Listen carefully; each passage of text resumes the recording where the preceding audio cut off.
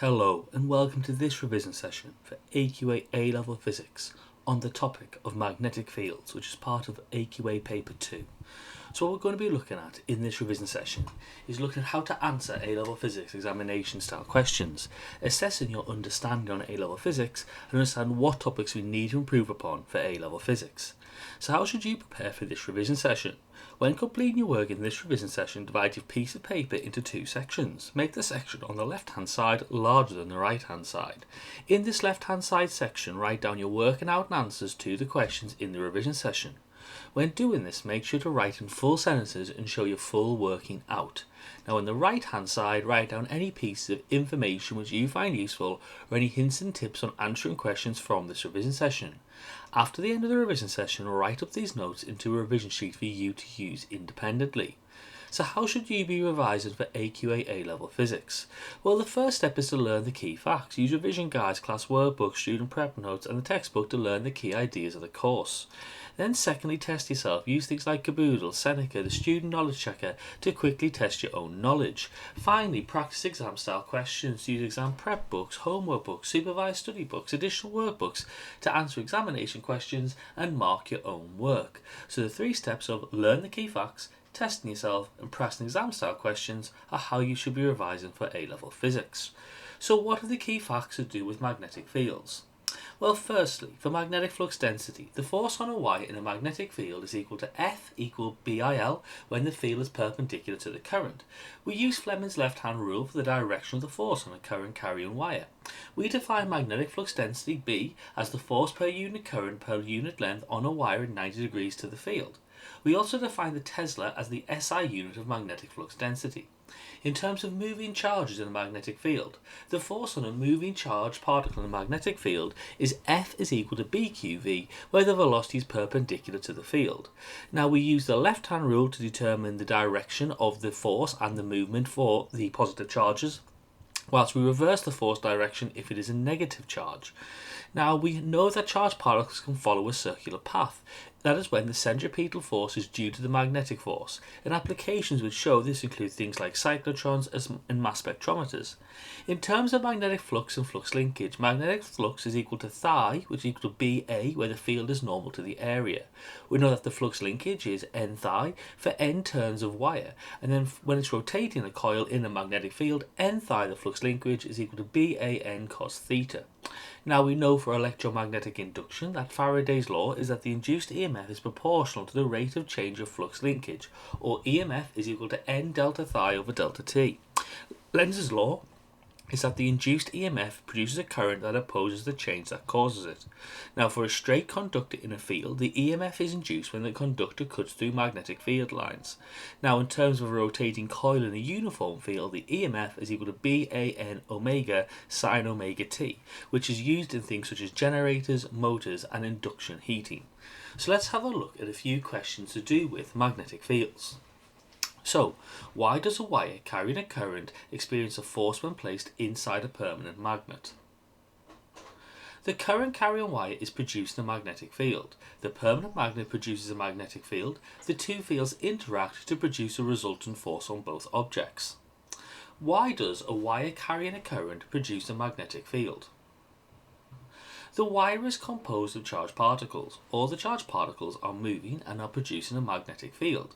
As there's a current flowing, the particles are all moving in the same direction, so the magnetic fields of each particle combine to produce an overall magnetic field for the wire. Why does a wire not produce a magnetic field when it is not carrying a current?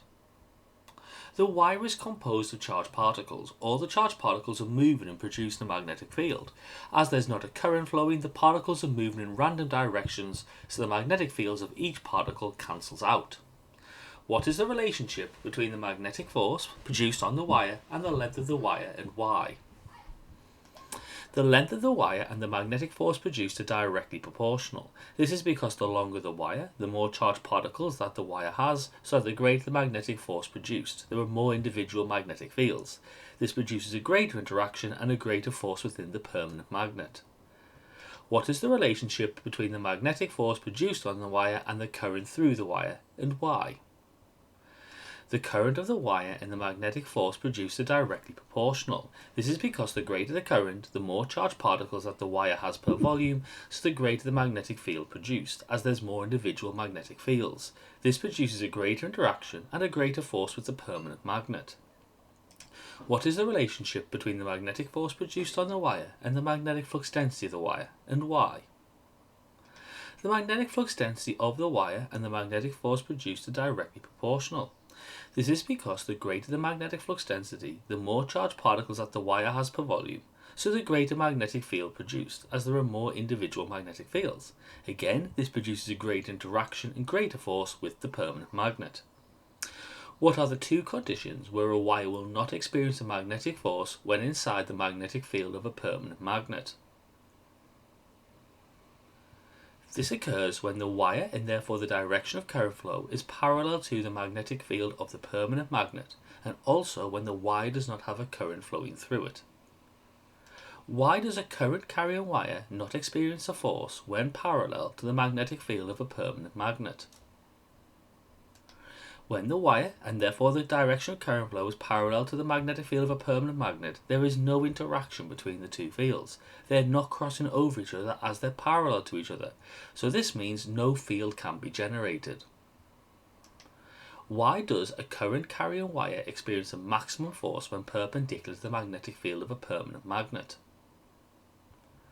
When the wire, and therefore the direction of current flow, is perpendicular to the magnetic field of the permanent magnet, there is a maximum interaction between the two fields as they're crossing over each other the most, so a maximum force is generated.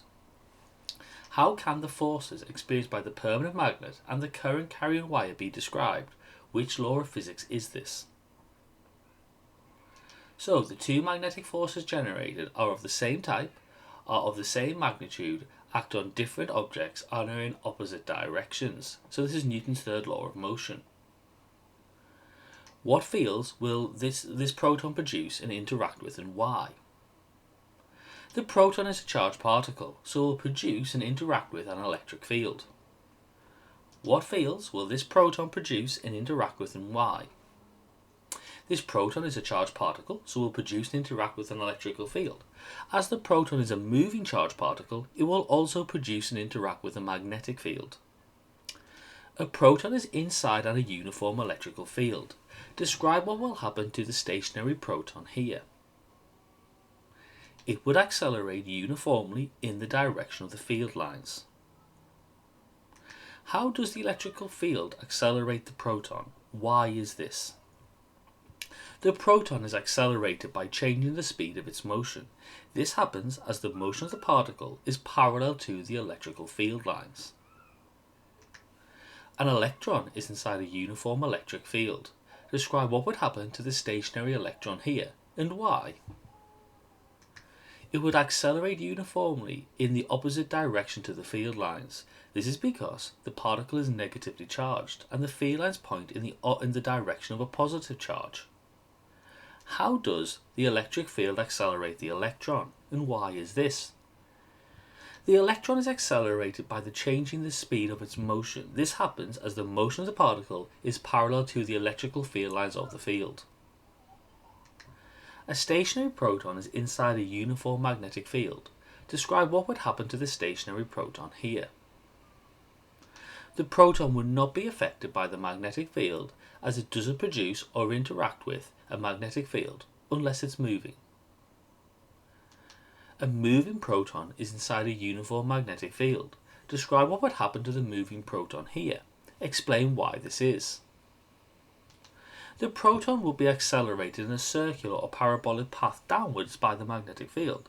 The proton would follow the path of the field lines as it is a positively charged particle.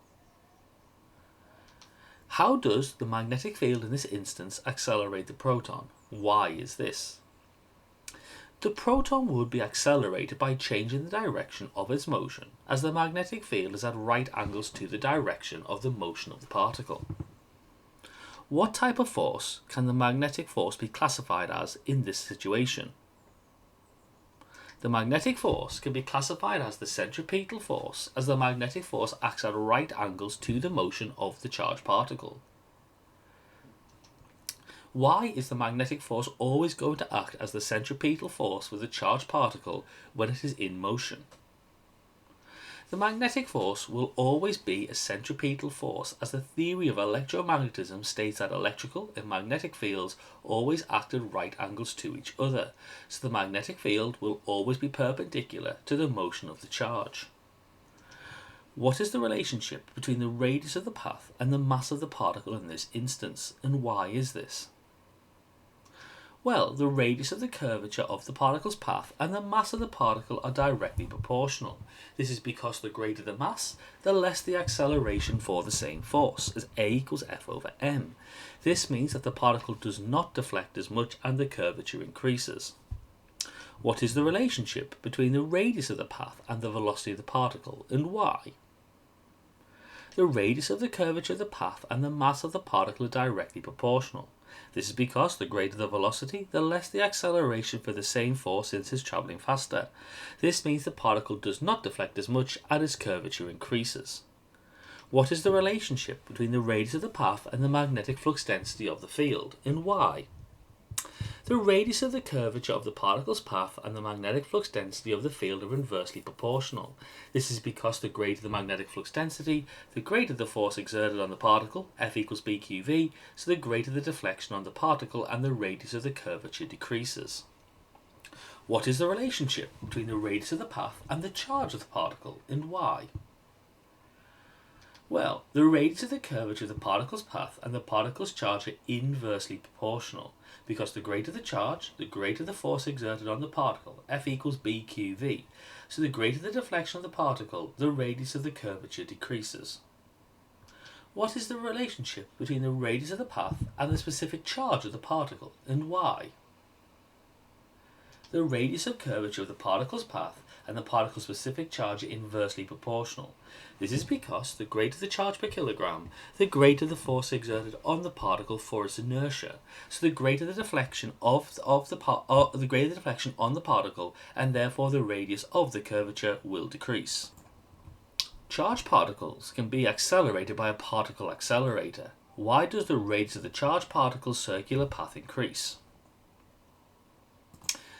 The radius of curvature of the particle's path increases as the increase in the velocity will cause the radius to increase due to the equation r is equal to mv over bq.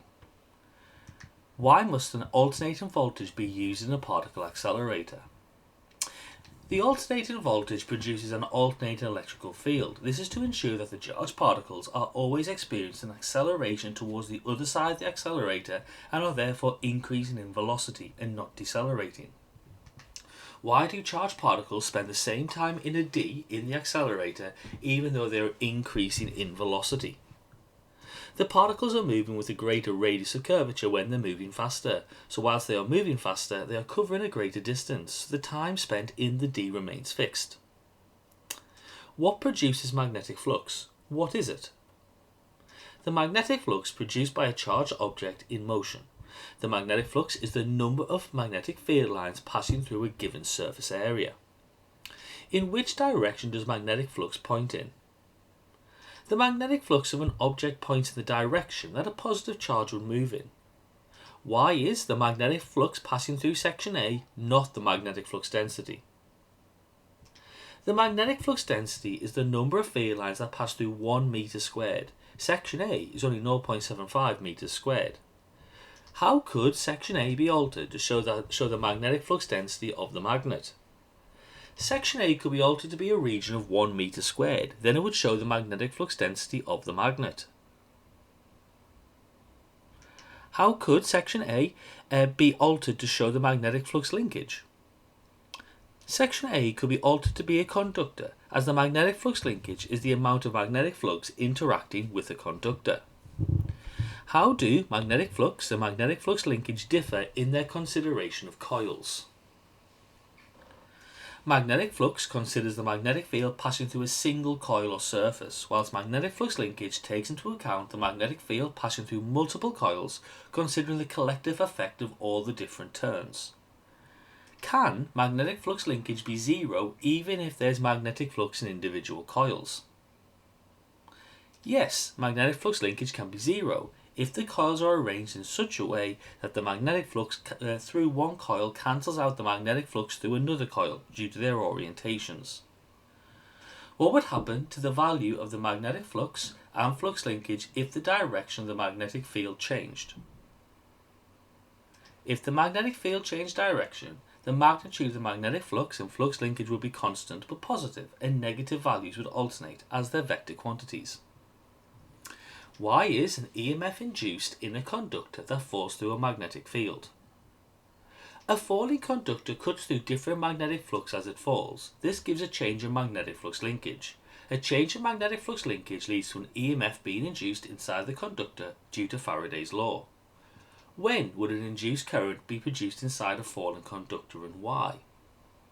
A falling conductor would have a current induced in it when it's part of a complete circuit, as a current can only follow inside a complete loop which has an EMF acting over it. What would happen to the size of the induced EMF in the conductor if the conductor moved faster, and why? Well, the size of the induced EMF will be larger, as there will be a greater rate of magnetic flux cut as the conductor fell. This would lead to a larger induced EMF due to Faraday's law. For a fixed conductor in a uniform magnetic field, how can the EMF be induced in the conductor? The induction of EMF in the conductor occurs when there is a change in magnetic field properties within or around the conductor. This change in magnetic flux induces an EMF and occurs when the current changes angle in the field as it alters magnetic flux linkage. For a spinning conductor in a magnetic field, when is the induced EMF the largest, and why is this? The size of the induced EMF will be the largest when the wire is parallel to the magnetic field lines, as the size of the magnetic flux linkage is low, but the change in magnetic flux linkage is high. The induced EMF is directly proportional to the change in magnetic flux linkage. It's Faraday's law. For a spinning conductor in a magnetic field, when is the induced EMF zero, and why is this? The size of the induced EMF will be zero when the wire is perpendicular to the magnetic field lines, as the size of the magnetic flux linkage is high, but the change in magnetic flux linkage is low. The induced EMF is directly proportional to the change in magnetic flux linkage. That's Faraday's law. So what is the relationship between the induced EMF in the conductor and the magnetic flux density of the magnetic field, and why? The size of the induced EMF and the magnetic flux density are directly proportional, as the greater the magnetic flux density, the greater the magnetic flux linkage for the same conductor, so the change in magnetic flux linkage will be greater as it rotates. What is the relationship between induced EMF in the conductor and the area of the conductor, and why? Well, the size of the induced EMF and the area of the conductor are directly proportional, as the greater the area of the conductor, the greater the magnetic flux linkage for the same flux density, so the change in magnetic flux linkage will be greater as it rotates. What is the relationship between the induced EMF in the conductor and the number of coils of the conductor, and why? Well, the size of the induced EMF and the number of coils of the conductor are directly proportional, as the greater the number of coils, the greater the magnetic flux linkage for the same flux density, so the change in magnetic flux linkage will be greater as it rotates. A spacecraft orbiting the Earth has a coil of wire in it. An astronaut measures a small current in the coil, although there is no battery connected to it and there are no magnets in the spacecraft. Why is this? As the spacecraft orbits the Earth, the magnetic flux linkage from the Earth's magnetic field through the coil changes as the angle in the magnetic field changes. The change in flux linkage induces an EMF in the coil, which as it's a complete circuit allows a current to flow in it. Wearing a metal bracelet in a region of a strong magnetic field could be dangerous. Why is this?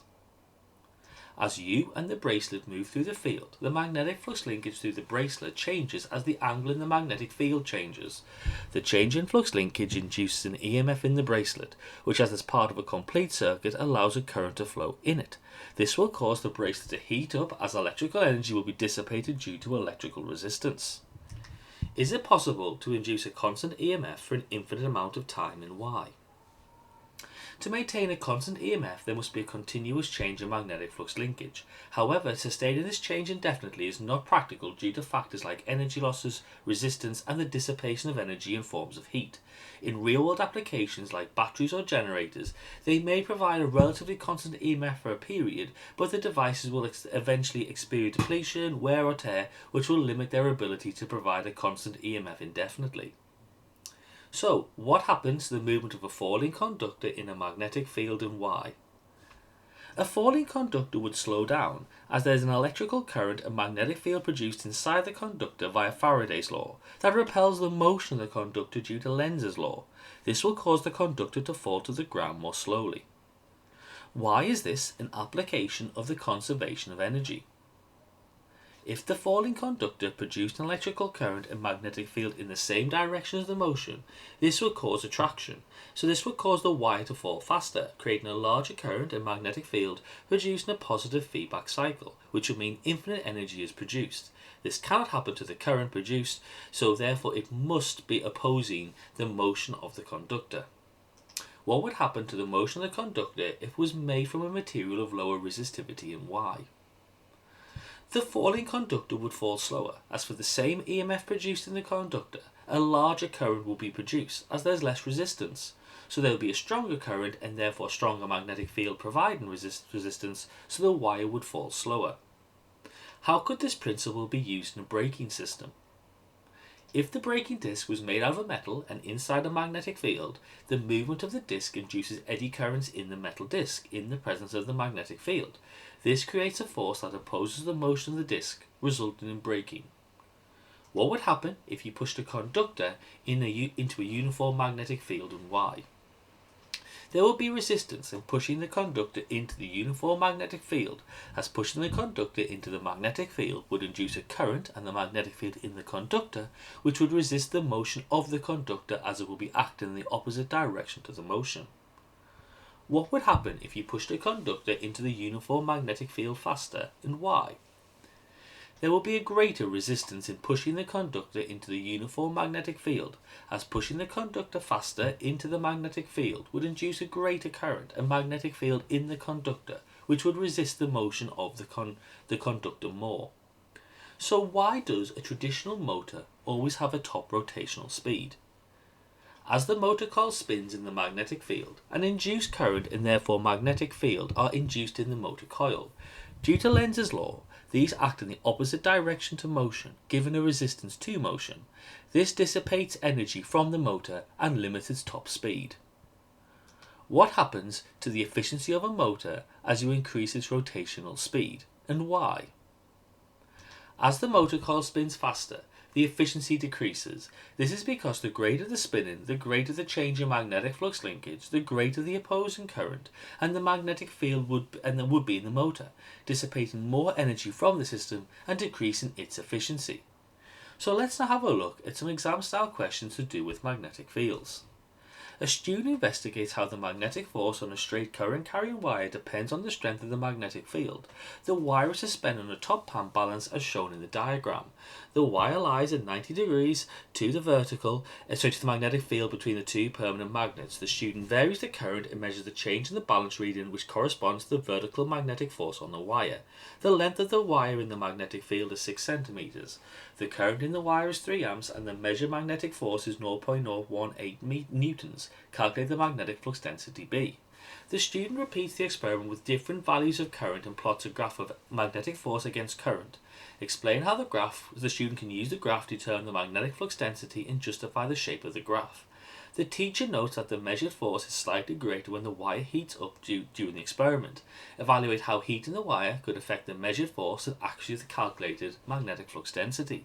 So, pause the video now, then unpause the video when you want to go through your answer. In our first one, we know B is equal to F over IL. Pop in all the values and we get 0.10 Teslas. Now, as we know, F is proportional to I, so the graph will be a straight line graph through the origin. The gradient of the graph will be BL from looking at the equation. Now, since we know L, we can work out B as will be the gradient divided by L. Now, heating will increase the resistance of the wire, so the current may reduce for a given applied voltage. So if the current isn't measured accurately, the actual force will be measured to be less than what we expect. A technician investigates how the magnetic force on a straight wire depends on the properties of the wire and the conditions in which it is used. 4 different copper wires are placed perpendicular in the same uniform magnetic field. Each wire is connected in a circuit when the current and length of the wire in the field can be controlled. The table shows the recorded values. Determine if the magnetic field is uniform. Explain why each wire in the experiment experiences a force of different magnitude. The technician notices that when the current direction is reversed in wire B, the balance reading decreases rather than increases. Why is this? So, pause the video now, then unpause the video when you want to go through your answer. Right, in our first one, we would use B is equal to F over IL to determine the value from each wire, and each wire will give B to be equal to 0.10 Teslas. This indicates that our field is uniform.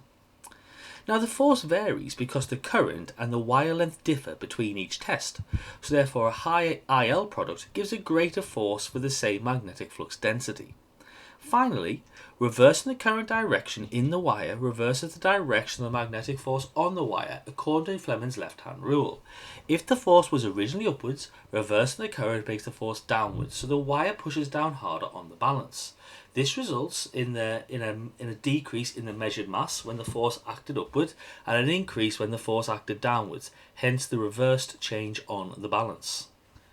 A student investigates how the magnetic flux density inside a long solenoid varies with the current in the wire. The solenoid has 800 turns and is 0.40 meters long. The student uses a Hall probe to measure the magnetic flux density at the center of the solenoid for different values of current. The results are shown in the table. The student expects the magnetic flux density inside the solenoid to be directly proportional to the current. Use the data to evaluate whether the results support this expectation. The theoretical magnetic flux density inside a long solenoid is given by the equation B is equal to mu0 times by N times by I. Calculate the theoretical magnetic flux density when the current is 1 amp. Then suggest two reasons why the measured values of the magnetic flux density might be lower than the theoretical values. Pause the video now and then unpause the video when you want to go through your answer. Right, you would work out K for K is equal to B over I, and you can find out it's actually not constant. So when you do the different values, you'll find that they're given a different value for K. So this indicates there's not direct proportionality, especially at the higher currents. Firstly, we need to work out N, because N is actually the number of turns per unit length. So we would do 800 divided by 0.4, so it's actually 2000. We then pop in the values and we get 2.51 milliteslas. Now the Hall probe may not be perfectly calibrated or aligned. External magnetic fields, such as the Earth's magnetic field, may interfere with the results. And resistance in the wire may cause heating, which would affect the stability of the current produced. A beam of three particles, a proton, an alpha particle and an electron, enter a region of a uniform magnetic field at the same speed. The magnetic field is directed into the path and perpendicular to the initial velocity of the particles, that is moving to the right of the page. State and explain the direction of the force acting on each particle due to the magnetic field. Describe and compare the paths followed by the proton, alpha particle and electron in the magnetic field. Explain why the alpha particle follows a different path from the proton, even though both are positively charged and enter the field at the same speed. The student repeats the experiment with the same particles but doubles their speed before they enter the magnetic field. Predict and explain how the paths of the particles would change. So pause the video now and then unpause the video when you want to go through your answer. Firstly, the force on a moving charge in a magnetic field is given by the left-hand rule. So now the proton and the alpha particle experience a force upwards and the electron experiences a force downwards. Now the proton and alpha particle will curve in the same direction as they have the same sign of charge. The electrons curve in the opposite direction as they're negatively charged. Now the alpha particle has a larger radius of curvature than the proton due to its greater mass and charge. Now, finally, the alpha particle has a greater mass, it's 4 times that of the proton, and a greater charge, it's times 2. The increase in the mass has a greater effect than the increase in charge, as R is equal to mb over bq, so the alpha particle would therefore have a larger radius of curvature. Now finally, increasing the speed increases the radius of curvature. R is proportional to v, so double mv doubles the radius for all of the particles. A researcher sends charged particles into a region of uniform magnetic field directed into the page. The particles enter perpendicular to the field and follow circular paths. The table below shows data for 3 particles. Compare the motions of particles A, B and C. What conclusions can you draw about the effective charge and speed on the motion of the particle in the magnetic field? The researcher suggests that all particles are experiencing the same magnetic field strength. Comment if this is true. Some students incorrectly believe that a positive charge will always curve anti-clockwise in a magnetic field. Use this experiment to explain why this belief is incorrect. So pause the video now and then unpause the video when you want to go through your answer. Right, particles A and B have the same speed and radius but curve in opposite directions. This shows the direction of the curvature depends on the sign of the charge, not the speed. Now particle C has twice the speed of particle A and twice the radius. This suggests R is proportional to V when Q and B are constants. We know R is equal to mv over bq, so R is proportional to V over B for constant m and q. Now since A and C both have the same charge, and C's radius is double when the speed is double, B's must be the same too. Finally, particle A is positive and curves clockwise, but the direction of curvature depends on the relative direction of the velocity and field, as Fleming's left-hand rule. So the curvature is not always positive for anti-clockwise or positive charges, it depends on the orientation of the magnetic field. A student builds a demonstration coil to investigate how EMF is induced when a coil rotates in a magnetic field. The coil consists of 25 rectangular loops, each of total area 3 times 10 to the minus 3 meters squared. However, due to the design and the setup, only 60% of the coil area lies within the uniform magnetic field. The coil rotates at a constant angular speed, omega is equal to 50 radians per second, in a field of flux density 0.20 teslas. The student is asked to determine the maximum EMF. Determine the correct maximum EMF that's induced in the coil. The student records the output EMF from the coil using a date logger connected to an oscilloscope. The EMF is found to vary with time as shown in the graph. Despite the setup being described as rotating uniformly, the peaks of the EMF curve appear slightly uneven, and the wavefront is not a perfect sine wave. Suggest two possible reasons for the observation and explain how each one could affect the shape of the waveform. The student claims that the induced EMF would be greater if the coil was rotated so that the plane of the coil is always parallel to the field. Evaluate this. So pause the video now, and then unpause the video when you want to go through your answer. Right, we know that the effective area is 60% of 3 times 10 to the minus 3, 1.8 times 10 to the minus 3. The maximum induced EMF is BAN omega. We pop in all the values and we get 0.45 volts. Now, this can be caused by a non-uniform rotation. Small variations in the angular speed will cause the EMF to fluctuate more rapidly and slowly at certain intervals, distorting the sinusoidal pattern. There may be an imperfect field. If the magnetic field strength varies slightly across the coil's motion, the EMF induced will not follow a clean sinusoidal shape. An uneven coil construction or partial contact with the field, which would change the effective area, would affect the flux linkage, causing inconsistent peak amplitudes. Now, parallel orientation means the maximum flux will pass through the coil, but the EMF is proportional to the rate of change of flux, not the maximum flux itself. Figure 7 shows a search coil position on the axis of an electromagnet, with the plane of the search coil perpendicular to the axis. A magnetic field is produced by a constant current in the electromagnet. Assume that the magnetic flux density inside the search coil is uniform. The distance between the search coil and the end of the electromagnet is x. Figure 8 shows how the magnetic flux density B of the field varies with x. The search coil has 200 turns and a cross-sectional area of 3.5 times 10 to the minus 5 meters squared. The search coil is now moved at a constant speed of 0.80 meters squared along the axis that x is increasing, and EMF is induced across the terminals of the search coil. Explain what happens to the value of EMF as the search coil moves. The search coil passes through the position where x is equal to 0.10 meters. Deduce whether the EMF will exceed 5 millivolts for values of x greater than 0.10 meters. So, pause the video now, and then unpause the video when you want to go through your answer. Right, to answer this question, what we're going to consider is the following. As the coil moves, there's going to be a rate of change of flux through the coil. The induced EMF is proportional to the rate of change of flux linkage, so the magnitude of the EMF will therefore decrease. Next, the gradient of the graph you can see is 0.69 teslas per meter.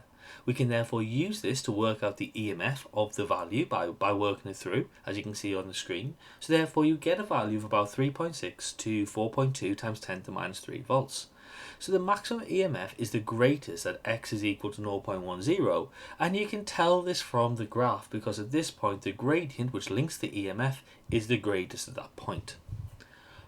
Auroras occur above the Earth's pole when charged particles collide with gases in the upper atmosphere. These collisions produce tiny flashes that fill the sky with light, as shown. Collisions between electrons and oxygen atoms cause the emission of green light. And they calculate the velocity of the electrons that will cause green light of wavelength 560 nanometers to be emitted from an oxygen atom. Radio waves are also produced during an aurora. The electrons move in a circular path in the atmosphere emit radio waves.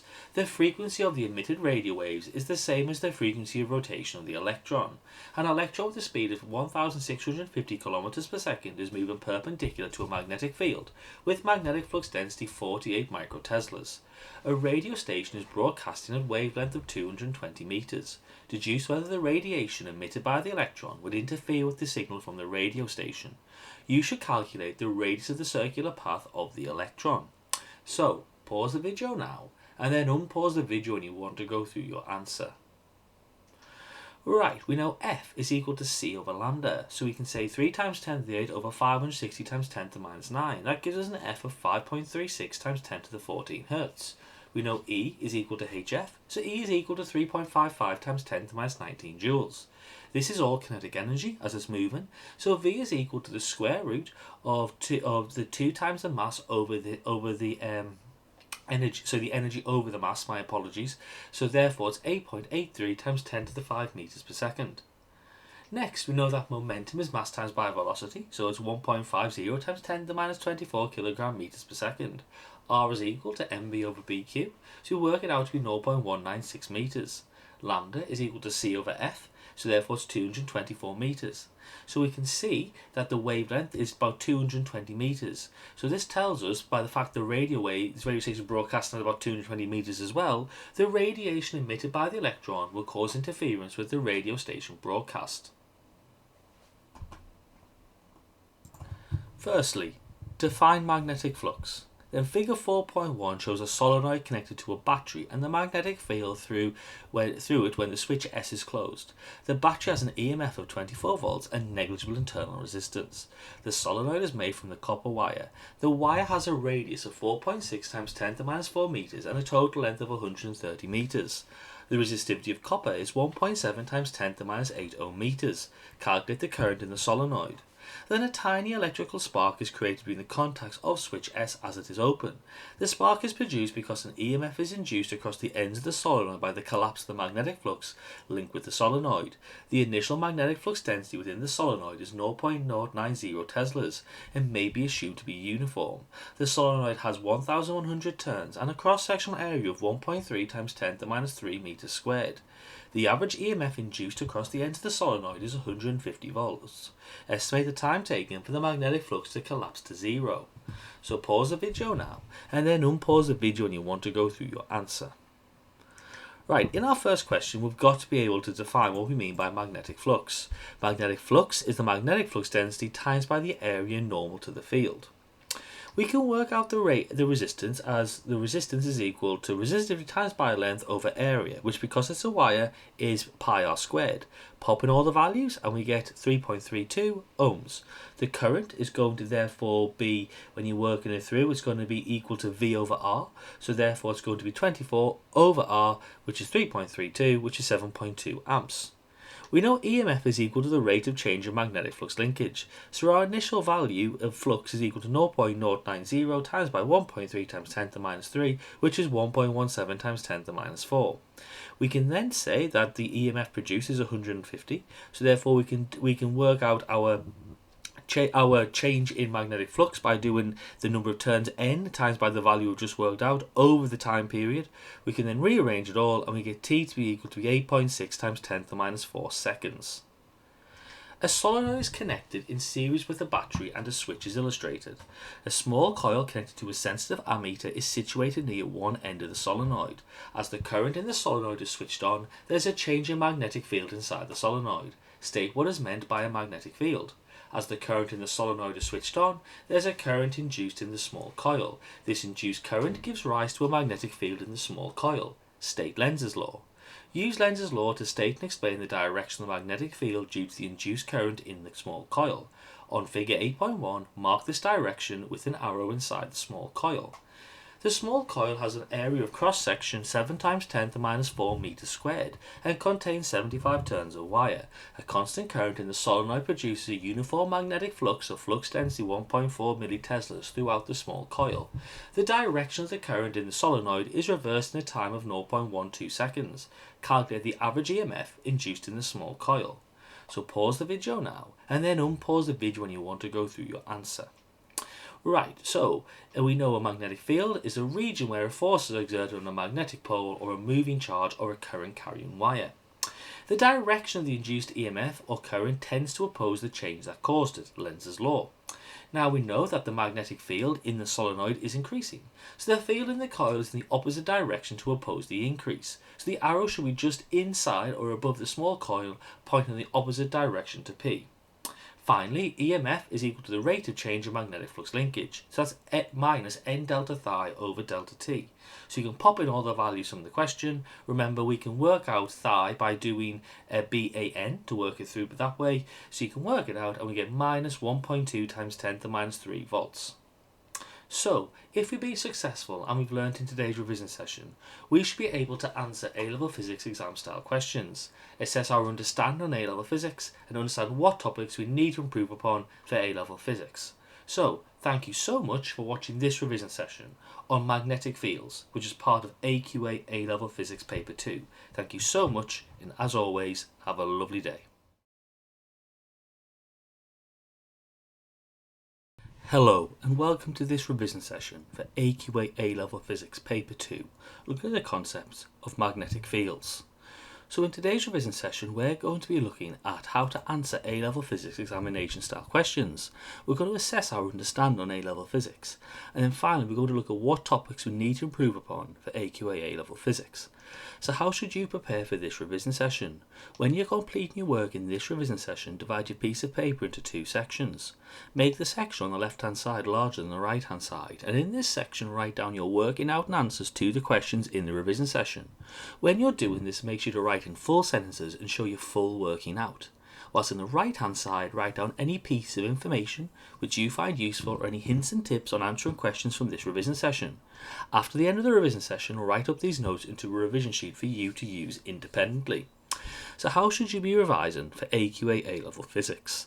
Well, the first step is to learn the key facts, so use revision guides, class workbooks, student prep notes and the textbooks to learn the key ideas of the course.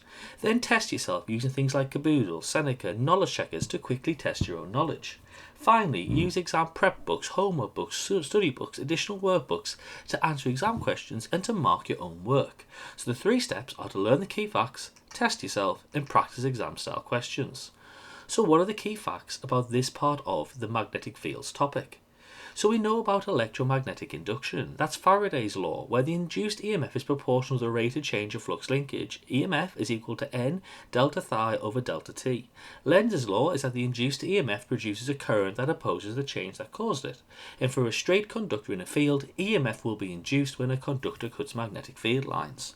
We know for a rotating coil in a uniform field, EMF is equal to BAN omega sine omega T, for applications including generators, motors and induction heating. For alternating current, there's only sinusoidal waveforms for voltage and current. We should know the definition of peak current and voltage, which is the maximum value, the peak to peak, the total height of the wave, and the root mean square, a form of average value for a sinusoidal alternating mains. We know IRMS is I0 over square root 2, and VRMS is V0 over square root 2. We can apply this to the mains electricity to work out the peak to be 325 and the VRMS to be 230. We can use an oscilloscope to measure time intervals and frequencies, display AC waveforms, and distinguish between AC and DC signals. In terms of a transformer, we must know the transformer equation of NS over MP is VS over VP, whilst efficiency of a transformer is ISVS over IPVP. There are eddy currents in a transformer, which are circular currents in the iron core which cause energy loss. The inefficiencies in a transformer include eddy currents, resistance in coils, and the magnetic losses in the core. For a transmission at a high voltage, it reduces power loss in the cables, as P equals I squared R, with the step-up transformer used for transmission and the step-down transformer used for safe domestic use. So let's have a look at some general questions to do with magnetic fields. Firstly, what type of voltages are shown on the screen and how do you know? Alternating voltage is shown on the screen because the voltage is constantly changing in value and direction. Estimate the peak-to-peak voltage in this red trace. It is 620 volts. Estimate the peak voltage in the red trace. It's approximately 310 volts. Therefore, estimate the root mean square voltage in the red trace. So we know Vrms is equal to the peak voltage over square root 2, so 310 over square root 2 is 219 volts. Suggest why this value from the oscilloscope is an accurate value. The entire of the waveform is on the oscilloscope trace, and the key markers of the waves are clearly on the axis of the screen. Suggest how the frequency of the red trace could be increased. Why is this? The frequency could be increased by spinning the coil in the generator faster. One cycle is produced when the motor spins once, so if the motor spins faster, it'll complete more cycles every second. Suggest how the peak voltage of the trace could be increased without changing the frequency, and why is this? This can be done by placing the rotating coil in a stronger magnetic field. A stronger magnetic field will increase the magnetic flux linkage, and this will cause a greater change in magnetic flux linkage and lead to a higher EMF being induced. Give an equation for the peak voltage which includes the angular velocity of the rotating coil. The maximum induced EMF is equal to BAN omega. What is a trace on an oscilloscope created by? It's created by an electron beam moving across the screen. What would an alternating current look like on an oscilloscope if the time base was turned off? It would lead to have a vertical line on the voltage axis. Why is it necessary to calculate Vrms of an alternating power supply to be able to compare it to a DC power supply? The voltage of an AC supply will be below the peak voltage most of the time. This means it will not have a high enough power output as a DC supply with the same voltage, so to compare them you need an average for the AC voltage. What is the equation for calculating the root mean square current? Why can we not just use an average value for current or voltage if it's alternating? Irms is equal to the peak over square root 2. If an average was used to calculate the value for a current or voltage for an alternating supply, it would give a zero value, as it would be the positive and negative value cancelling out over the time period. A cathode ray oscilloscope is used to display the trace from a sound wave. The time base is set to 7 microseconds per millimeter. Calculate the frequency of this particular wave. Well, we know f is equal to 1 over t. So it's 1 over 6 times by 10 to the minus 6 times by 40, which is 2380 Hz, which is 2.38 kHz. Use the graph to calculate the frequency of the supply and the peak voltage. Well, if we work this through again, we can say f is equal to 1 over t. So it's 1 over 0.2 times 10 to the minus 3, which is 5000 Hz, or 5 kHz. The peak voltage is the maximum voltage, which is 17.5 volts. An electric oven is connected to a 230 root mean square main supply using a cable of negligible resistance. Calculate the peak-to-peak voltage of the main supply. Well, V0 is equal to square root 2 times by Vrms, which is 325. So therefore the peak-to-peak is double this, 650 volts. Why is the iron core needed in the transformer? What would happen if the iron core was removed from the transformer? The iron core focuses and amplifies the magnetic flux from the primary coil to the secondary coil. This provides a larger change to the magnetic flux in the secondary coil. This gives a noticeable induced current in the secondary coil. Without the iron core, the induced current in the secondary will be much smaller. What would happen if the iron core was replaced by a wooden core in the transformer, and why? The wooden core does not focus or amplify the magnetic flux from the primary coil to the secondary coil. This provides a smaller change to the magnetic flux in the secondary coil. This gives a lower induced current in the secondary coil. What happens to the induced EMF in a secondary coil if more windings are added, and why? When the number of windings in the secondary coil increases, this increases the magnetic flux linkage in the secondary coil, as there's more of the conductor in the field.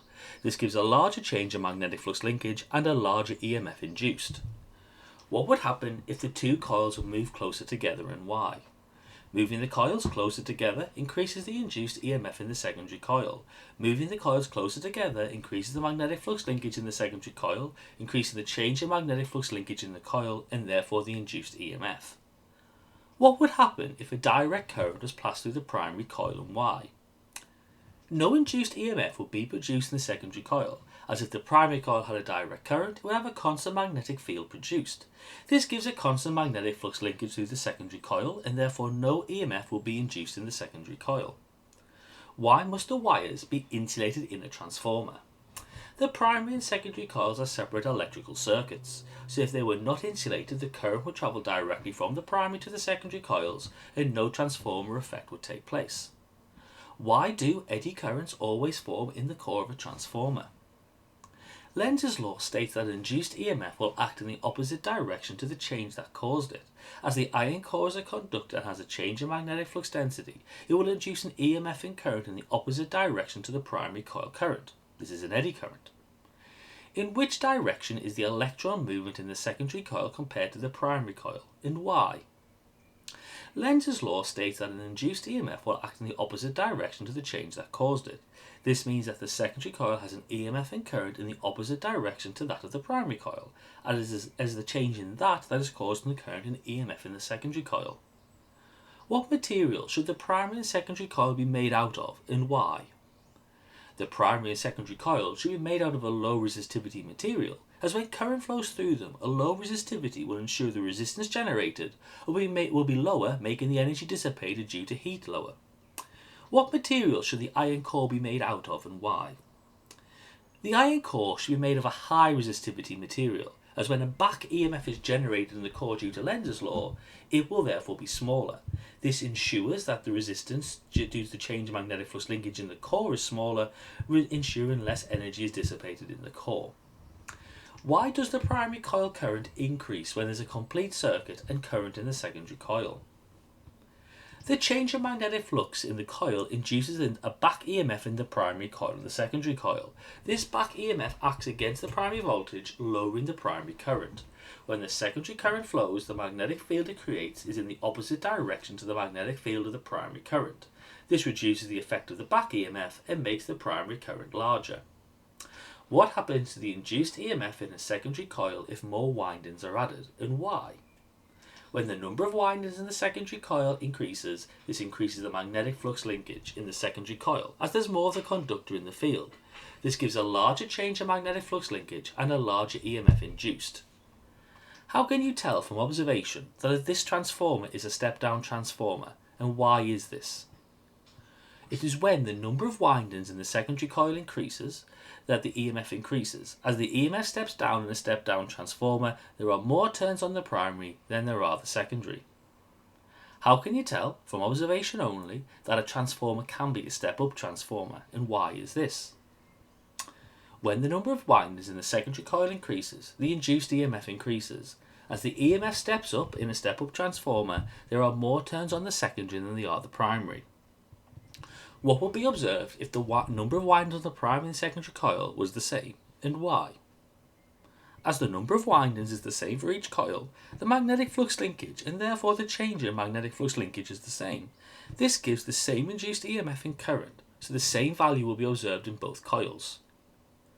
What will be observed in the secondary coil the moment the current is removed from the primary coil, and why? This would lead to a spike in EMF in the secondary coil, as when the current is removed from the primary coil, this removes the magnetic flux linkage from the primary coil and secondary coil. This will induce a large EMF in the current and a large EMF in current in the secondary coil. Why must RMS values be used to determine quantities in a transformer? RMS values must be used for a transformer as it can only work on alternating values, as this is what produces a change in magnetic flux linkage for the transformer. Why can steel not be used as a core for a transformer? What effect can this cause? Steel is a hard magnet. This means it's difficult to magnetize and demagnetize easily. This leads to energy losses when an alternating current is used, which is called hysteresis. Why must a transformer be cooled during its operation? Transformers can be air-cooled or oil-cooled. Cooling is crucial to prevent an overheating, as excessive heat can lead to insulation damage and reduced efficiency. Oil-cooled transformers use oil as a coolant, providing a better heat dissipation. Why are transformer cores often made of laminated iron sheets? How does this choice impact the transformer's performance? Laminated iron sheets reduce eddy current losses in the transformer core. These losses are minimised because the laminations break up the continuous path for eddy currents, improving the overall efficiency for the transformer.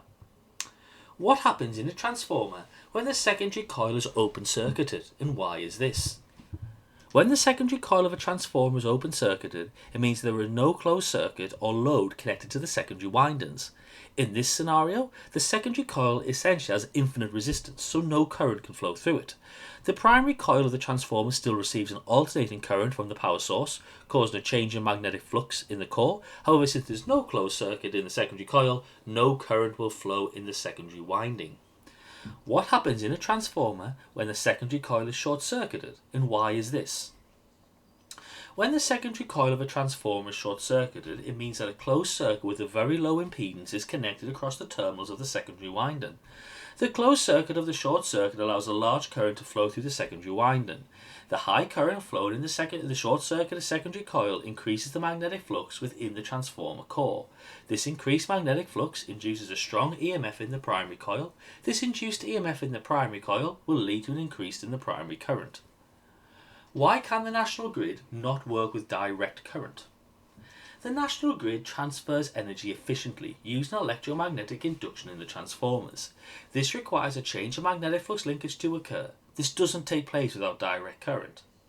How could the national grid be adapted to work with direct current, and why is this not feasible?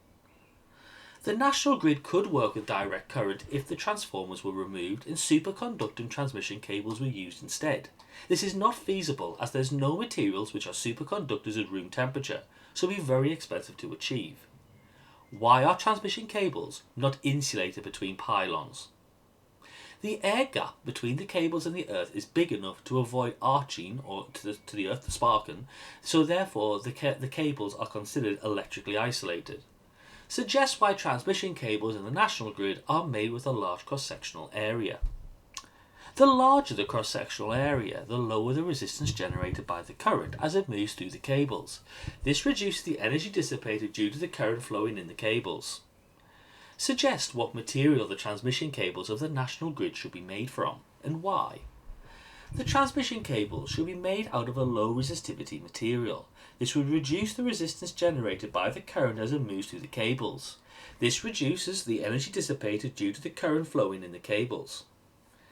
Suggest why the transmission voltage is stepped up before it goes through the transmission cables. The transmission of electrical power is much more efficient at high voltages compared to low voltages, so the current needed to deliver a certain amount of power is reduced if the voltage is increased, so power wasted due to the heating effect of the current through the cables is reduced. Let's now have a look at some exam style questions regarding this topic. A student investigates electromagnetic induction by dropping a strong neodymium magnet through a long copper tube. As the magnet falls, it induces eddy currents in the walls of the tube. The magnet takes significantly longer to fall through the copper tube than it does in the same distance in the air. The student repeats the experiment by flipping the magnet so that the opposite poles enter the tube first. They observe the fall time is the same. Explain how electromagnetic induction in Lenz's law accounts for the longer fall time of the magnet through the copper tube compared to falling through air. The student concludes the induced EMF and currents must be greater when the magnet is flipped because the poles are reversed. Evaluate this. Suggest one modification to the apparatus or the experimental setup that would allow the student to increase the induced current in the copper tube. So pause the video now and then unpause the video when you want to go through your answer. Right, in the first one, as the magnet falls, its motion causes a change in magnetic flux in the copper tube. According to Faraday's law, an EMF is induced when there's a change in flux linkage. Induced currents in the tube, in eddy currents, create magnetic fields opposing the motion of the magnet. That's Lenz's law. The opposing force causes the magnet to fall more slowly through the tube. The rate of change of flux is the same regardless of magnet orientation. Faraday's law depends on the magnitude of the flux change, not its direction. Flipping the magnet reverses the direction of the induced current, but not its magnitude. You could drop a stronger magnet as you'll have a higher magnetic field strength, or drop it faster, or shorten the tube to compress the flux change in the time. A stronger magnetic field or faster motion increases the rate of change of flux. From Faraday's law, a greater change in flux linkage produces a larger induced EMF, which would increase the induced current. A student investigates the output of a small generator. The generator consists of a single rectangular coil of wire 200 turns, rotating at a constant angular speed in a uniform magnetic field. The coil is rotated about an axis perpendicular to the magnetic field. The student connects the generator to an oscilloscope, which observes a sinusoidal voltage output. The peak EMF is 3.2, and the time between the successive peaks is 0.040 seconds. The area of the coil is 25 centimeters squared, and the magnetic flux density is 0.20 teslas. Calculate the angular speed of the coil. The student replaces the coil with another coil of the same area and the number of turns, but this time the coil is square instead of rectangular. The student expects the peak EMF to increase because the coil has a larger perimeter. Evaluate this. The coil is now rotated at twice its original angular speed. The peak EMF observed on the oscilloscope doubles, and the frequency of the waveform also doubles. Explain why the peak EMF increases even though the number of turns and the magnetic field strength remain unchanged. So pause the video now, and then unpause the video when you want to go through your answer. Right, we know F is equal to 1 over T, so it's 1 over 0.040, which is 25 Hz. Omega equals 2 pi F, so therefore it's 157 radians per second. Next, EMF depends on the rate of change of flux linkage, not the perimeter. So flux linkage, which is n phi, is equal to BAN cos omega t, and sine area B and the n are unchanged, the peak EMF remains the same. So the student's expectation is incorrect. Changing the shape without changing the area has no effect on the EMF. Now, EMF is given by the rate of change of flux linkage, not the magnitude of flux linkage. Doubling the angular speed increases the rate of change of flux linkage, hence increasing the EMF. Although total flux linkage at a given instant may be the same, the rate at which it changes is greater, so the EMF will increase. A student investigates how the induced EMF in a coil depends on the rate at which a bar magnet is moved through it. The coil is connected to a data logger that records the peak EMF generated as the magnet passes through. The student repeats the experiment using magnets of different strengths and records the following data. Explain how the data supports the relationship between the rate of change of magnetic flux and the induced EMF is directly proportional. The student suggests that the peak EMF is directly proportional to magnetic flux density. Evaluate this suggestion using data in the table. And then using the data, determine whether the induced EMF is more sensitive to changes in magnetic flux density or to the time taken for the magnet to pass through the coil. So pause the video now, and then unpause the video when you want to go through your answer.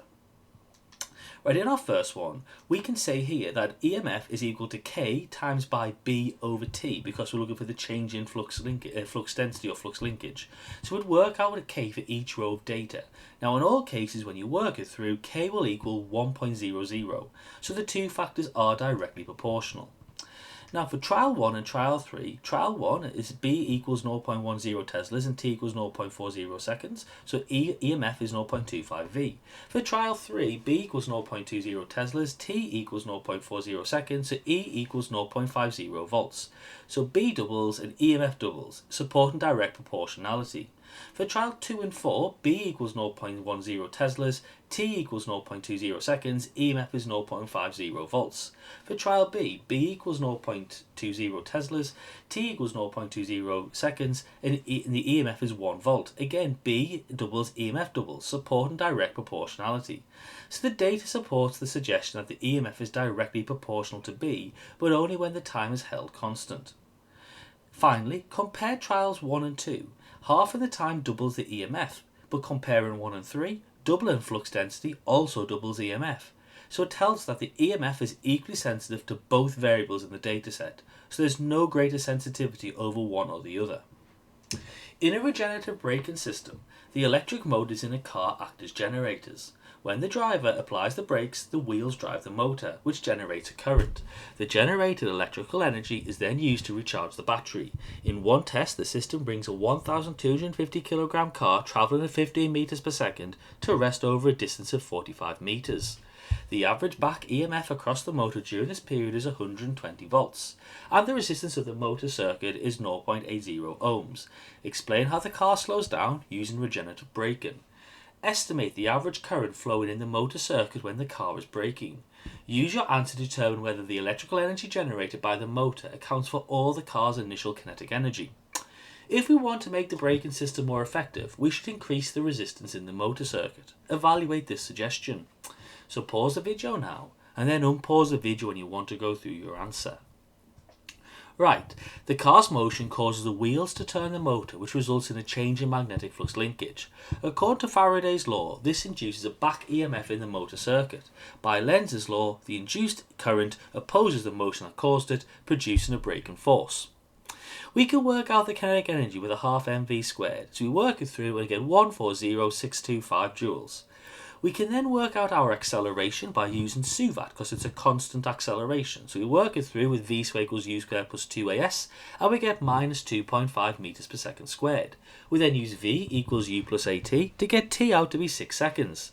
We can then say current is power over voltage, where power is energy over time. We pop in our energy from the kinetic energy over the time, divide that by the voltage, and we get 195.3 amps. So our power dissipated is I squared R times by T.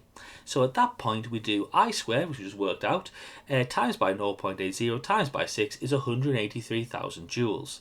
So there's more energy dissipated than the actual kinetic energy that is supplied to the circuit.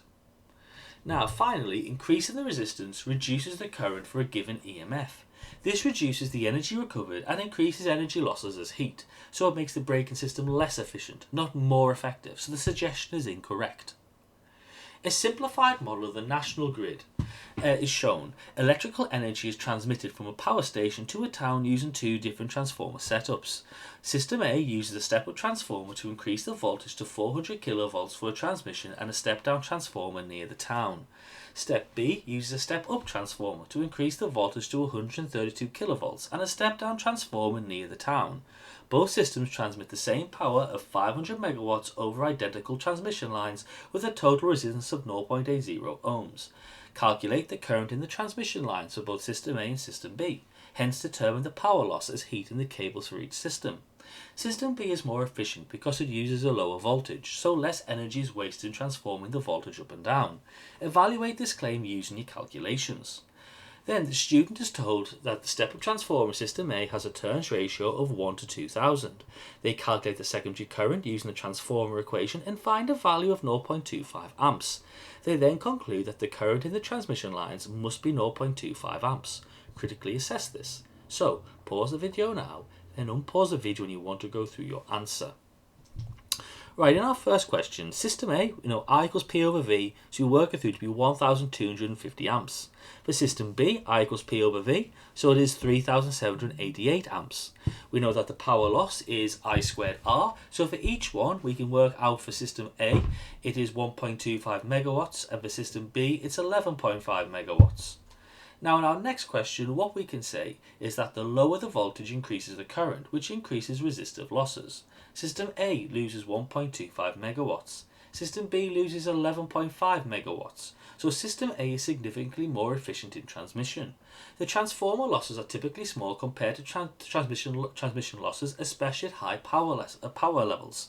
So the claim is incorrect. The higher voltage in System A reduces the current and the power loss, making it more efficient overall. Now the student has correctly calculated the secondary current of the transformer, but this is the current on the secondary coil of the step-up transformer, not the current in the transmission lines. This assumes that the transformer secondary current is the same as the transmission line current. That's not the case. The transmission line current is determined by power and transmission voltage, not just the transformer turns ratio. The next question states, electricity is transmitted across the UK using the national grid. A power station supplies 200 megawatts of electrical power to a city 150 kilometres away via two parallel aluminium cables. Each cable has a cross-sectional area of 2.5 centimetres squared, and a resistivity of 2.8 times 10 to the minus 8 ohm meters. The output voltage of the power station is 400 kilovolts RMS. Calculate the percentage of the electrical power lost as heat in the cables. Assume the load takes the full 200 megawatts and ignore transformer losses. Calculate the percentage of electrical power lost as heat in the cables. So we can work it through as such. Then finally, a grid engineer suggests switching copper cables of the same cross-sectional area to reduce energy loss. Evaluate this suggestion considering the resistivity of the copper is 1.7 times 10 to the minus 8 ohm meters. So pause the video now, then unpause the video when you want to go through your answer. So, how would you answer this question? Well, in the first one, the power loss in the cable is given by P equals I squared R, where R is the resistance of the cable. So for the same power, increasing the voltage reduces current, since P equals IV. Therefore, reducing the current by using high voltage reduces the power loss in the cables. For our second question, I equals P over V. So 200 times 10 to 6 over 400 times 10 to 3, which is 500 amps. We know R equals rho L over A. Pop in all the values, we get 16.8 ohms. But the total resistance will be 8.4 ohms, as there are two resistors in parallel. So we'll work it through as 1 over 16.8 plus 1 over 16.8 is 1 over the total, which is 8.4 ohms. So P equals I squared R, and we get 2.1 times 10 to the 6 watts. So our percentage loss is therefore, when you work it through, 1.05%. Now, copper has a lower resistivity than aluminium, so the resistance and power loss will therefore decrease. Now, the power loss is directly proportional to resistance, so therefore switching to copper reduces heat loss. Our next question says, one method of charging an electrical vehicle is uses a transformer. This is shown below. A charging station on the ground contains a primary coil which is connected to the mains power supply. The secondary coil is in the car. Describe how the transformer arrangement can charge the battery. This method charging, called inductive charging or coupling, is used for many household items such as mobile phones. When charging a vehicle battery, the system used is called resonant inductive coupling. Suggest why electrical vehicles need resonant inductive coupling, and then suggest how transformers could be used in inducting charging of cars as they drive along a road. Discuss the advantages and disadvantages of using this system. So pause the video now and then unpause the video when you want to go through your answer. Right, so in our first one, an AC current in the primary coil produces a change in our alternating magnetic flux. So therefore there's an equal change in magnetic flux in the secondary coil. So the rate of change in magnetic flux in the secondary coil induces an EMF in our secondary coil. This is Faraday's law. Now the EMF depends on the ratio of the primary to secondary coils. Now at resonance you'll get a maximum energy transfer. So anything about any sensible suggestion for our second mark? So vehicles might need a much higher power transfer, there's a greater distance between the coils, or there's no iron core to link to the coils. Now, how is it used? Well, the primary coils can be placed in the middle of a charging lane and vehicles will pass over them charging continuously. Now the advantages are it increases the range of the car, and many cars can be charged simultaneously. But the disadvantages are that the batteries are never fully charged, there's a difficulty positioning cars over the coils for maximum energy transfer, and there's a high cost of setting up the system. Our next question says, explain the functions of the core and the secondary coil. Figure 8 shows how a cross-section goes through a transformer core. Thin iron sheets are separated by material M. Explain how the efficiency of the transformer is increased by constructing the core in this way. Now figure 9 shows a schematic diagram for a power transmission system. Voltages between 33 kilovolts and 400 kilovolts are used for long distance transmission. Suggest why engineers have chosen 132 kilovolts for this system. So pause the video now and then unpause the video when you want to go through your answer. Right, in our question, the core has the idea that it provides a greater linkage and increases the flux linkage of the magnetic field from the primary to secondary coil. Now the secondary coil, which is a conductor, has a varying or alternating or changing magnetic flux linkage and the fielders that pass through it linking with it. So this produces an induced EMF, or we can say inducing an EMF that's determined by the number of turns in the primary and secondary coils. Now the sheets of material M are laminations which are made from an insulator or high resistivity material. This increases the resistance of the material and breaks up our eddy currents. So it reduces and limits the eddy currents or charge flowing through our core, reduce our energy dissipation and the magnetic field which opposes the one supplied by the primary core. the coil. Now finally, if the voltage is lower, or like 33 kilovolts, then the power is transmitted at a high current. So the energy and power that is wasted or lost in the cable by I squared R by heating is therefore going to be reduced. So if the voltage is made too high, it will create also major insulation or isolation difficulties for our system. The next question says calculate the length of copper wire that has a diameter of 1.6 times 10 to the minus 3 meters and a resistance of 25 ohms. Now the resistance of the copper wire is not zero. Explain why this fact leads to the use of alternating current rather than direct current when transmitting electrical energy. So pause the video now and then unpause the video when you want to go through your answer. So in our first question, we know resistance is rho L over A. So L is RA over rho. Now again, we say area is pi r squared, so we half our diameter, so we can work it through, and therefore we get our answer eventually to be 3,000 meters. Now resistance leads to a loss of heat or energy or power via I squared R. Now this gives a voltage drop across the cable. Now lower currents lowers the loss of heat or energy or power or reduces our voltage drop. Now the AC is therefore transformed to allow to do this and produce our lower transmission current. So that brings an end to our revision session today. If we've been successful and we've learnt in today's revision session, we should be able to answer A-Level Physics examination style questions. We should assess our understanding on A-Level Physics and understand what topics we need to improve upon for AQA A-Level Physics. So thank you so much for watching this revision session on magnetic fields, which is part of paper 2 in AQA A-Level Physics. Thank you so much for watching, and as always, have a lovely day.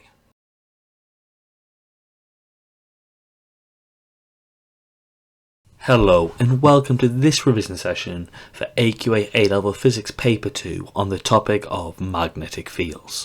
So in this revision session we're going to look at how to answer examination questions for A-Level AQA Physics Paper 2, in particular magnetic fields. So if we've been successful and we've learned in today's lesson, we should be able to answer A-Level Physics examination style questions on magnetic fields, assess our understanding on A-Level Physics for magnetic fields, understand what topics we need to improve upon for A-Level Physics and in particular magnetic fields, and then see what we can then develop from this. So how should we prepare for this revision session? Well, when you're completing this work in your revision session, divide your piece of paper into two sections. Make the section on the left hand side larger than the right hand section. In this section, write down your working out and answers to the questions in the revision session. When you're doing this, make sure you write in full sentences and show your full working out. Whilst in the right hand side section, write down any piece of information which you find useful or any hints and tips on answering questions from this revision session.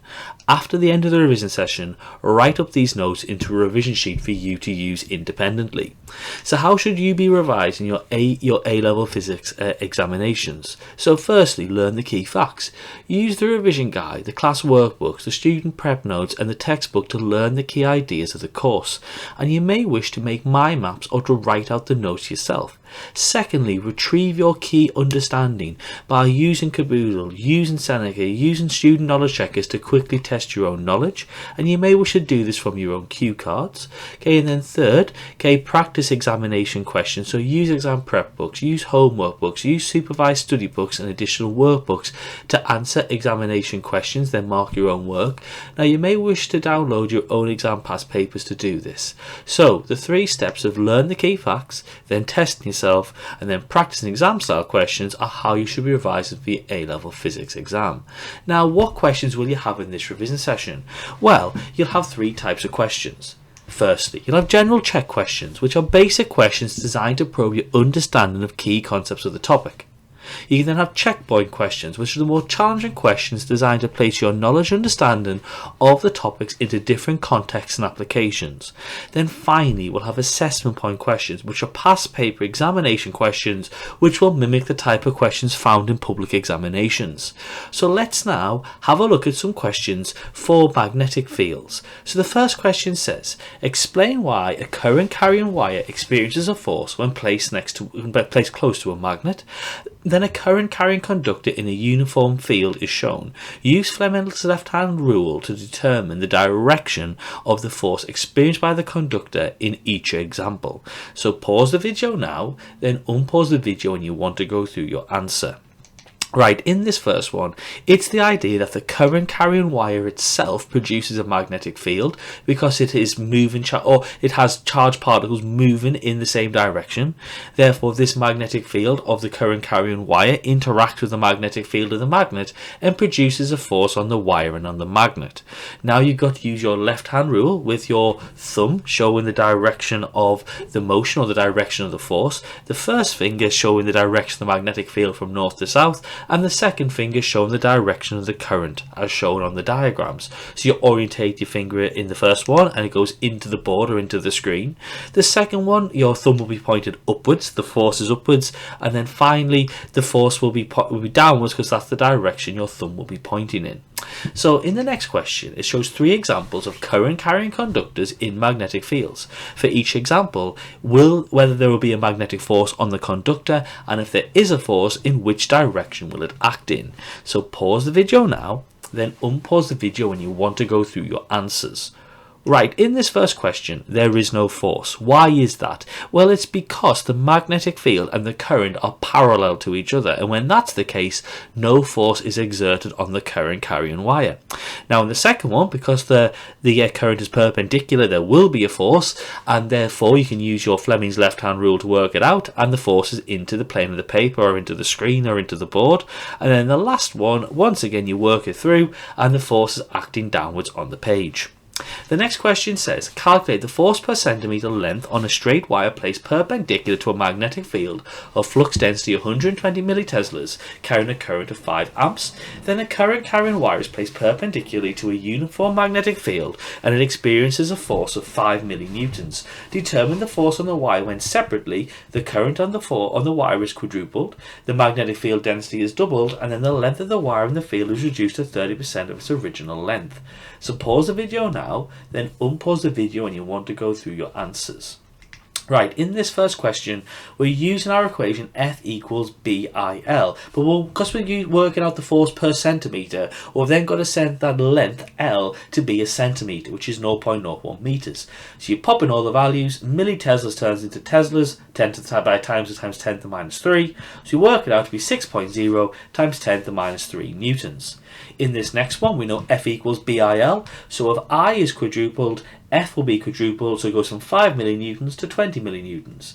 Again, in this next one, F equals BIL, B is doubled, so F will double, so therefore it equals 10 millinewtons, and again, L is proportional to F, so therefore F decreases by a factor by 30% of its initial value, so therefore it's 1.5 millinewtons. The next question says, a conductor of length 0.20 meters lies at an angle of 25 degrees to a magnetic field of flux density 0.050 teslas. Calculate the force on the conductor when it carries a current of 400 milliamps. Then secondly, underneath you'll see a picture. What force will be exerted on each of the currents shown below, and in what direction will each of the forces act in?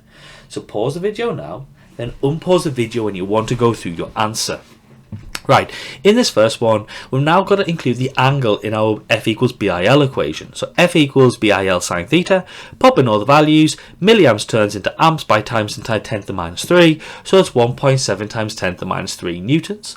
And then we know for the first one that F equals BIL sine theta, so therefore we can work it through, pop in all the values, you know it's going to be equal to 0.38 newtons. Okay, in the second one, we know F equals BIL sine theta, again sine 45 from looking at the particular values, so it's 0.27 newtons. But C, because the current is parallel to the magnetic field, sine 0 equals 0, so therefore F equals 0, so there's your answer. Now for A and B, because they've both got a force, we can work out the direction, use the left hand rule to work it through. They're both in the direction of the plane of the screen, so they're going inwards. The next question says, find the force acting on each of these particular particles. A helium nucleus travelling at 15,000 kilometers per second when the field strength is 2.2 milliteslas. An electron in a magnetic field strength 1.3 teslas travels at 320,000 meters per second. Then a sulfate ion SO2- travels at 75 meters per second in a field strength of 0.14 teslas. So pause the video now, then unpause the video when you want to go through your answers. Right, for this one, what's the force on a charged particle? F equals BQV, popping all the values working through. Helium nucleus has a charge of 2 plus because it's 2 protons in there, so you can work it through to be 2 times 1.6 times 10 to the minus 19 for its charge, popping all the other values. Kilometers per second turn into meters per second by times to 10 to the 3, milliteslas turn into teslas by times by 10 to the minus 3, so we get 1.056 times 10 to the minus 14 newtons. Same equation next time, bit easier in terms of the charge, it's just 1.6 times 10 to the minus 19, popping all the values through, 6.56 times 10 to the minus 14 newtons. This one, remember the charge is 2 minus, so it's 2 times by 1.6 times 10 to the minus 19, popping all the values, 3.36 times 10 to the minus 18 newtons. The next one says each of these cases describes circular motion due to the effect of a magnetic field on a moving charged particle. The track of an electron has a radius of 2.5 micrometers in a field of 3.3 teslas. How fast is it moving? Then a particle is moving at 1.57 times 10 to the 6 meters per second in a magnetic field of 0.39 teslas. The radius of motion is 42 millimeters. Find the charge to mass ratio. Then an electron is traveling in 0.1 c in an experimental solenoid with a magnetic flux of density 24 teslas. What will the radius of rotation be? So pause the video now, then unpause the video when you want to go through your answers. Right, in terms of a moving charged particle, you've got to remember that for a moving charged particle, R is equal to mv over bq. That equation is not given to you in your exam. It's the idea that the centripetal force, mv squared over R, is equal to the magnetic force, bqv, so you can work it through to work out R. So you can pop in all the values, rearrange, make V the subject, micro turns into just meters by times and 10 to the minus 6, pop in all the values, you know the charge of an electron, 1.6 times 10 to the minus 19, you know the mass of an electron given to you on the equation sheet, 9.11 times 10 to the minus 31 kilograms, so you get out 1.54 times 10 to the 6 meters per second. Once again, here you need to find the charge to mass ratio. So when you have R equals mv over bq, you want q over m, that's charge to mass. So you can work it all through, and we get 9.58 times 10 to the 7 coulombs per kilogram. Now this next one, again working out R, so R equals mv over bq. We know the mass of an electron, like we said before. Remember it's at 0.1 c, so that's 0.1 times by 3 times 10 to the 8. We know the charge of an electron, 1.6 times 10 to the minus 19, so it's 7.12 times 10 to the minus 6 meters. The next question says, if a bar magnet causes a magnetic field with a flux density of 20 milliteslas perpendicular to the plane of area A, how much flux will be contained by this area if it's 10 centimeters squared? Then a uniform magnetic field has a flux density of 5 times 10 to the minus 5 teslas and is at an angle of 75 degrees to the region of area A. How much flux will be contained by this area if it is 1 centimeter squared? Then Zora takes a wire and winds it into a coil of 10 circular turns with a radius of 5 centimeters and then holds this in a magnetic field with a strength of 20 milliteslas. What is its flux linkage? So pause the video now, then unpause the video when you want to go through your answer. Right, in this first one, what's our equation for flux? Flux is equal to BA. It's the magnetic flux density times by the area. So it's 20 milliteslas into teslas times 10 to the minus 3. Work out your area now. Centimeters squared into meters squared is times 10 to the minus 4, because there's 2 times 10 to the minus 2 because it's centimeters squared. So we get 2.0 times 10 to the minus 5 Webers. This next one now, because we've got an angle, it's actually flux is equal to BA cos theta. Pop in all the values, convert centimeters squared into meters squared again, and we get 1.29 times 10 to the minus 9 Webers. And then this last one, now we've got to consider what the flux linkage is. So flux linkage is going to be equal to n phi or n flux, so therefore it's n BA cos theta. So you pop in all the values. Now remember, area in this instance is going to be pi r squared, so it's going to be 5 times 10 to the minus 2 because you go from centimeters into meters. So you can pi times by 5 times 10 to the minus 2 squared. We know in this instance cos theta equals 0, so it's going to equal 1. Pop in all the values and we get 1.6 times 10 to the minus 3 Weber turns. The next question says, in Britain the magnetic flux density is 50,000 nanoteslas with the field approximately at the horizontal. Firstly, estimate the flux passing through your body if you are standing vertically and facing north. Then a typical smartphone compass uses a small magnetometer chip to determine which way the phone is facing. Such chips are typically 2 mm by 2 mm squares. If you held a smartphone so that the magnetometer chip was at an angle of 20 degrees to the horizontal, what would the flux passing through the chip in the phone be? Then in an electrical motor, a permanent permanent magnet of flux density 18.4 milliteslas has its field placed perpendicular to a coil of 250 turns of copper wire. The diameter of the coil is 8.50 centimeters. What is the flux linkage between the field and the coil? So pause the video now, then unpause the video when you want to go through your answer. Right, so how do you answer this question? So the first one, you're going to have to estimate the area of a human's body. So if, let's say roughly that a human is 2 meters tall and 0.5 meters wide, so roughly we're looking at 1 meter squared. So therefore we say theta equals BA, pop in all the values, nano turns it into teslas by times and 10 to the minus 9, so it's 5 times 10 to the minus 5 times 10 to the minus 5 Webers. Now in this next one, we know that the flux is equal to BA cos theta. We pop in all the values. Now again, remember it is a square, but it's in millimeters, so it's 2 times 10 to the minus 3 times by 2 times 10 to the minus 3. Pop in our angle there 20 degrees, so we get 6.8 times 10 to the minus 11 Webers. Again, same equation now for flux linkage, except it's n phi, so therefore it's n BA cos theta. So we pop in now 250 turns, we work out area because it's pi r squared, so you give the diameter, half it get the radius, turn that into meters, then you work it through, so we get 0.0261 Weber turns. The next question says, a straight wire of length 0.20 meters moves at a steady speed of 3.0 meters per second at right angles to a magnetic field of flux density 0.10 teslas. Use Faraday's law to determine the EMF induced across the ends of a wire. Then a search coil of wire having 2,500 turns and an area of 1.2 centimeters squared is placed between the poles of a magnet so that the magnetic flux passes perpendicularly through the coil. The flux density of the field is 0.50 teslas.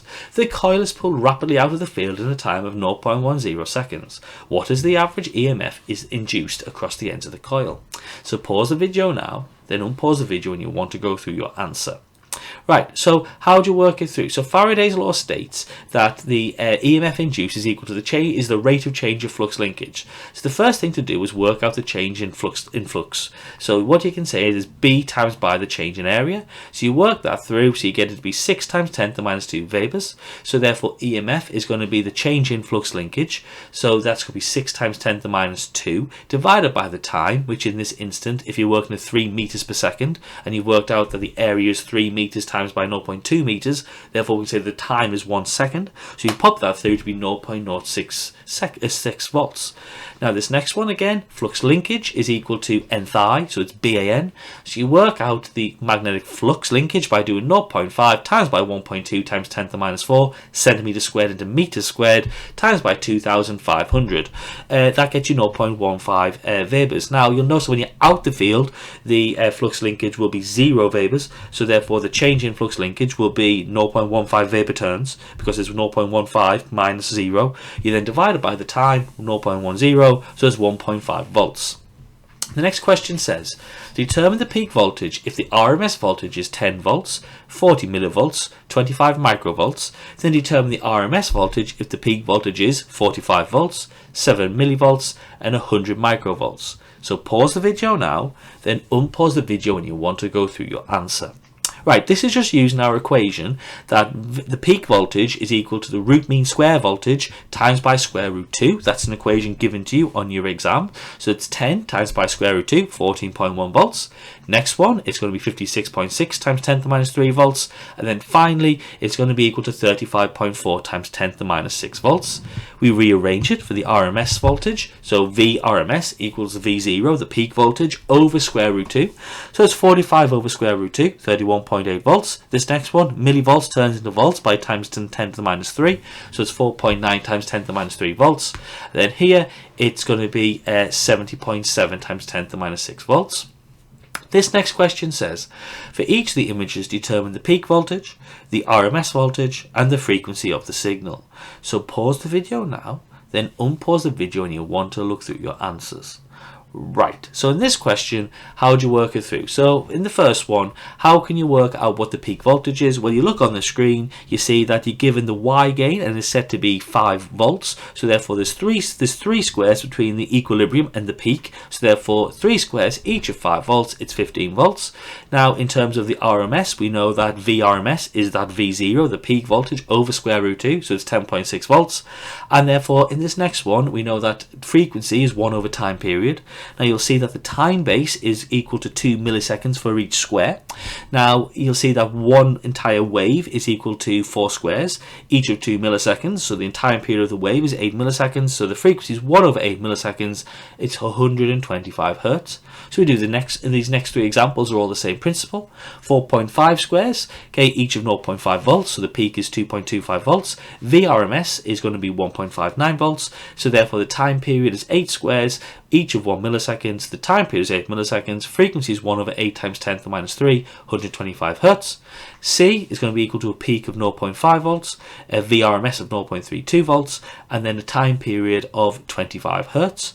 And then this last one, they're 4 squares, each of 0.2 volts, so the peak is 0.80 volts. The VRMS is 0.57 volts. And then finally, you can work out that the time period in total is 200 milliseconds, so therefore the frequency is 1 over 200 times 10 to the minus 3, it's 10 hertz.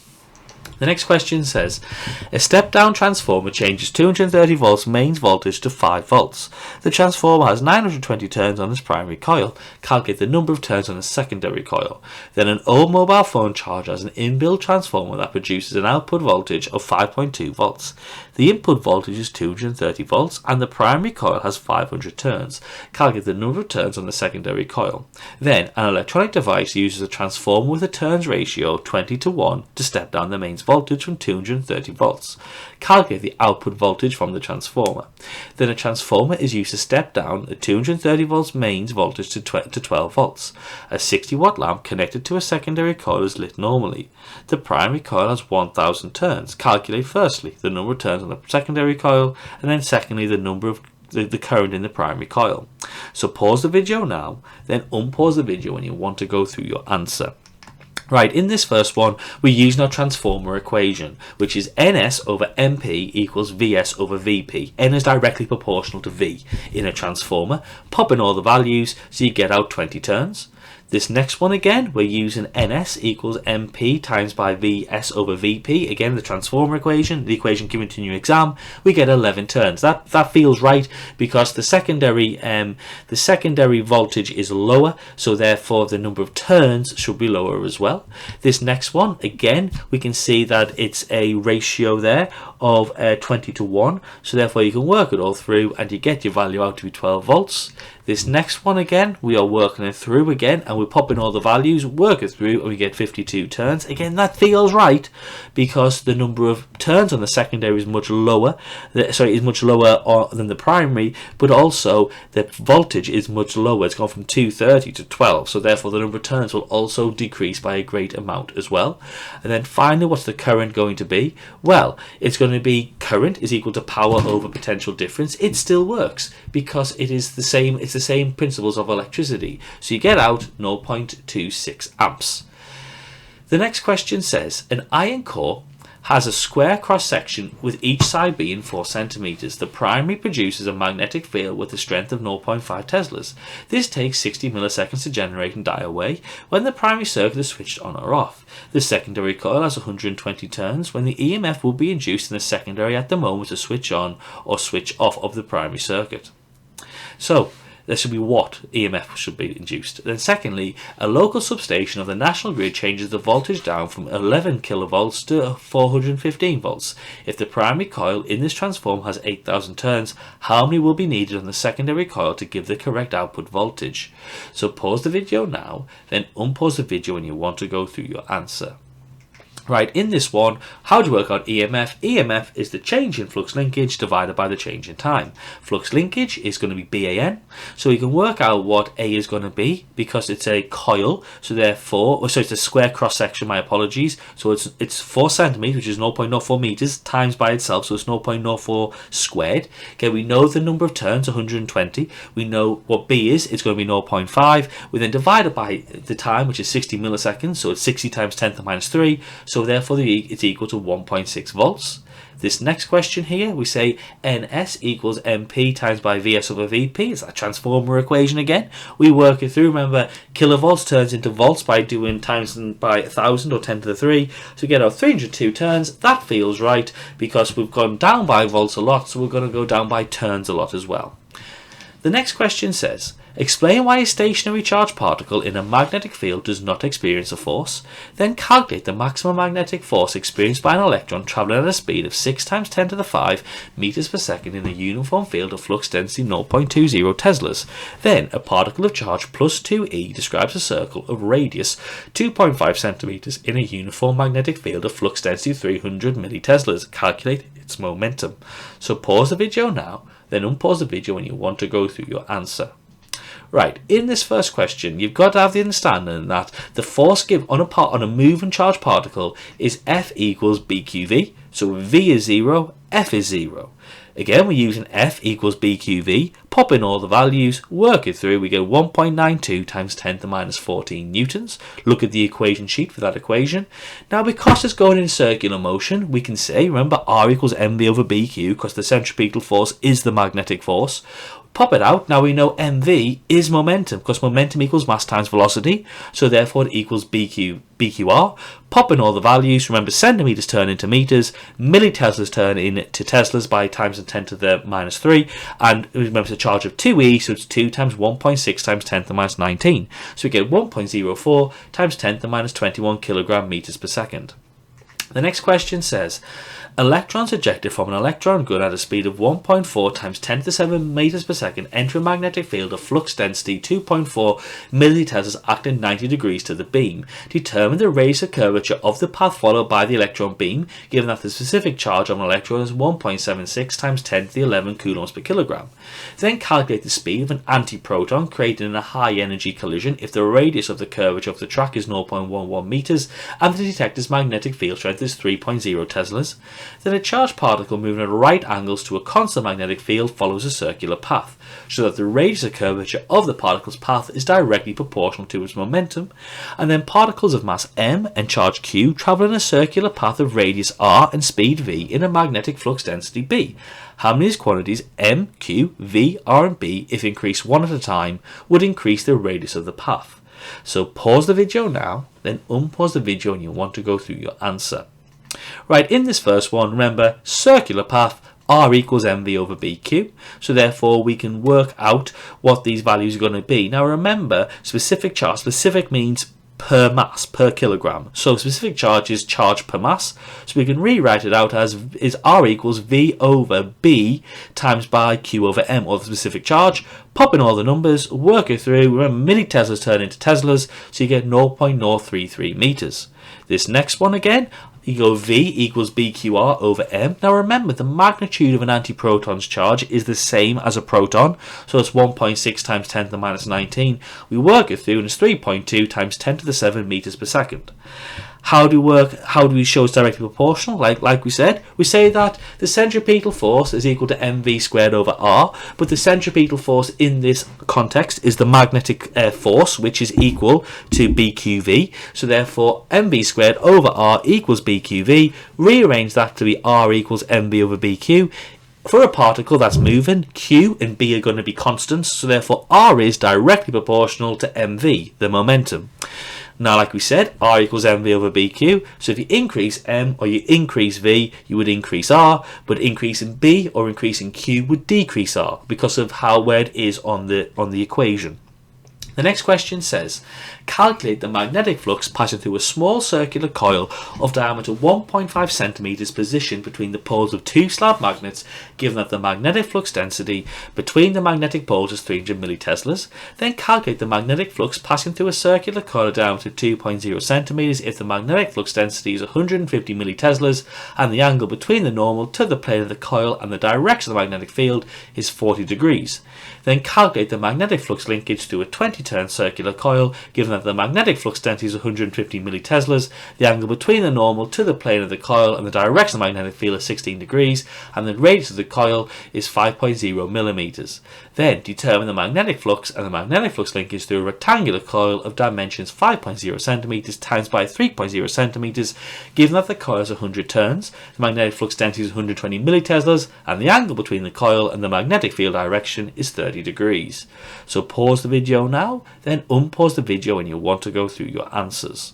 Right, in this one, remember how to work out magnetic flux. Flux is equal to B times by A. So you work out your area, you convert your 1.5 centimeters into meters by times 10 to the minus 2, and you half it because you want the radius. So you do B, so milliteslas into teslas, times by your pi r squared to work out your area. You get 5.3 times 10 to the minus 5 Webers. Now again, we've got an angle, so it's BA cos theta now. So therefore it's 150 times by 10 to the minus 3 times by cos 40 times by pi r squared. Remember, we'll give the diameter, turn it into meters, half it, so you can work it through to be 3.6 times 10 to the minus 5 Webers. This next one again, we're now working out the magnetic flux linkage, so therefore it's n phi or BAN cos theta. So we're now going to times it by the number of turns that we've got. So we do 20 times by 150 times 10 to the minus 3 because it's milliteslas into teslas, times by cos 16 times by pi r squared again, so millimeters into meters, so it's 5 times 10 to the minus 3, so it's 2.3 times 10 to the minus 4 Weber turns. And here again, flux is equal to BA cos theta, work it all through and you get 1.6 times 10 to the minus 4 Webers. Flux linkage is n times that value, so you times that then by 100, so it's 1.6 times 10 to the minus 2 Weber turns. Remember, the difference in use between flux and flux linkage is Webers and then Weber turns. So even though the SI unit of both of them is the same, we use the differential there to differentiate between the two values. The next question says, a rectangular coil rotates at a constant angular velocity within a uniform magnetic field of 0.121 teslas. The coil has 70 turns and a cross-sectional area of 49 centimeters squared. The diagram below shows the coil look along the axis of rotation. Calculate the flux linkage of the coil when the angle is 23 degrees. Then as the coil rotates, explain what values of theta provide the maximum and minimum values of induced EMF. So pause the video now, then unpause the video when you want to go through your answer. Right, in this first one, what's flux linkage? BAN cos theta. Popping all the values through. Now remember, you got 70 turns, so that's going to help you with that one. Okay, now that's going to help you when you work it through. Now remember, cross-sectional area, we go in centimeters squared to meters squared, so it's times 10 to the minus 4. You work that all through, and we get 0.046 Weber turns. Now you're going to get a maximum induced EMF at theta equals 90 degrees when you work it through, because even though the flux linkage is the lowest value, the rate of change of the flux linkage, which is what causes induced EMF, is at its largest, and when theta equals 0 there'll be no EMF, because even though the flux value is a maximum, the rate of change in flux is actually at a 0 value, so therefore, because it's instantaneously stopped at that point if you think about it, okay, so therefore you're going to get no EMF. The next question says, a student thinks that electrical current passes through the core in a transformer to the secondary coil. Describe how you might demonstrate that this is not true and explain how electrical current is actually induced in the secondary coil. Use Faraday's law in your explanation. Then a square coil of 100 turns of wire has sides of length 5.0 centimeters. It is placed in a magnetic field of flux density 20 milliteslas so that the flux is perpendicular to the plane of the coil. Calculate the magnetic flux through the coil, and the coil is now pulled from the magnetic field in a time of 0.10 seconds. Calculate the average EMF induced in it. Then an aircraft of wingspan 40 meters flies horizontally at a speed of 300 meters per second in an area where the vertical component of the Earth's magnetic field is 5.0 times 10 to the minus 5 teslas. Calculate the EMF generated between the aircraft's wings tips. So pause the video now, then unpause the video when you want to go through your answer. Now, the most obvious demonstration is to show that the secondary coil is made from insulated wire, so is the primary coil, so therefore no current can flow from the core to the secondary coil from the primary coil because it can't flow through an insulator. Now, an electrical current is induced in the secondary coil of a transformer because there's a change in magnetic flux linkage in that secondary coil, and when you've got a change in magnetic flux linkage, that will induce an EMF. When that's part of a complete circuit, that will produce a current. Now this next question, flux is going to equal BA. Pop in your values. Remember, we turn centimeters into meters. We go milliteslas into teslas. So we get 5.0 times 10 to the minus 5 Webers. EMF is equal to the change in flux linkage divided by the time. Now again, when it's out the field, the flux linkage is 0, so it's 5 times 10 to the minus 5 minus 0 when it works through. 100 because you're converting the flux into flux linkage, so you multiply that by the number of turns, but then it's minus and 0, so therefore it's going to be equal to the value. Then you divide it by 0.1. It's 5.0 times 10 to the minus 2 volts. Now this last one, another trick you can use, because another equation which isn't given on your exam sheet, but you can learn it to work out your average induced EMF, is BLV, where V is the velocity. So you can pop in all the values, work it through, and you get 0.60 volts. The next question says, a single phase AC power supply has an RMS voltage of 230 volts. Calculate the peak value of the power supply, and then calculate the average value for the power supply. So pause the video now, and then unpause the video when you want to go through your answer. So, how do you answer this particular question? Well, remember, the equation is that Vp is equal to Vrms times by square root 2. So, if you work that through, you can see that values out to be 325.27 volts. Now, the average value is therefore going to be V average is going to be 2 times by V peak over pi, working it through, thinking about it as if it was a complete circle, working it through, so you get 207.1 volts. Okay, now this next question says, a conductor with a length of 250 millimeters is moving at a right angle through a magnetic field of flux 2.2 teslas. The conductor is moving at a velocity of 8 meters per second. Calculate the induced EMF. So pause the video now, then unpause the video when you want to go through your answer. Right, like we said before, there's a bit of a shortcut equation when you're given the velocity and you want to work out the average induced EMF. So EMF is equal to BLV. Now we know L is given in millimeters, so it needs to be into meters, so it's 0.25 meters. Pop in all the values and you get 4.4 volts. The next question says, what is the value of current I when time equals 5 milliseconds, and in which direction is it flowing? Then at what time does the current next have a value but negative? What is the time for one complete circuit? And then what is the frequency of the alternating current, given the information below? So pause the video now, then unpause the video when you want to go through your answer. Right, in this first one, for alternating current, we know that at 5 milliseconds, you look on the graph and the value is going to be equal to 2 amps, and it's a positive value, so it's moving in a positive direction. At what time will have the next value but negative, so look for -2 on the graph, so therefore it'll be at 15 milliseconds, so I'm looking at this information. Now if you look on here, the time for one complete cycle is one whole wave, so therefore you're going to be equal to 20 milliseconds is the information given on the graph. So the frequency is going to be, frequency is 1 over time period, so it's 1 over 20 milliseconds, which is 20 times 10 to the minus 3, so it equals 50 hertz.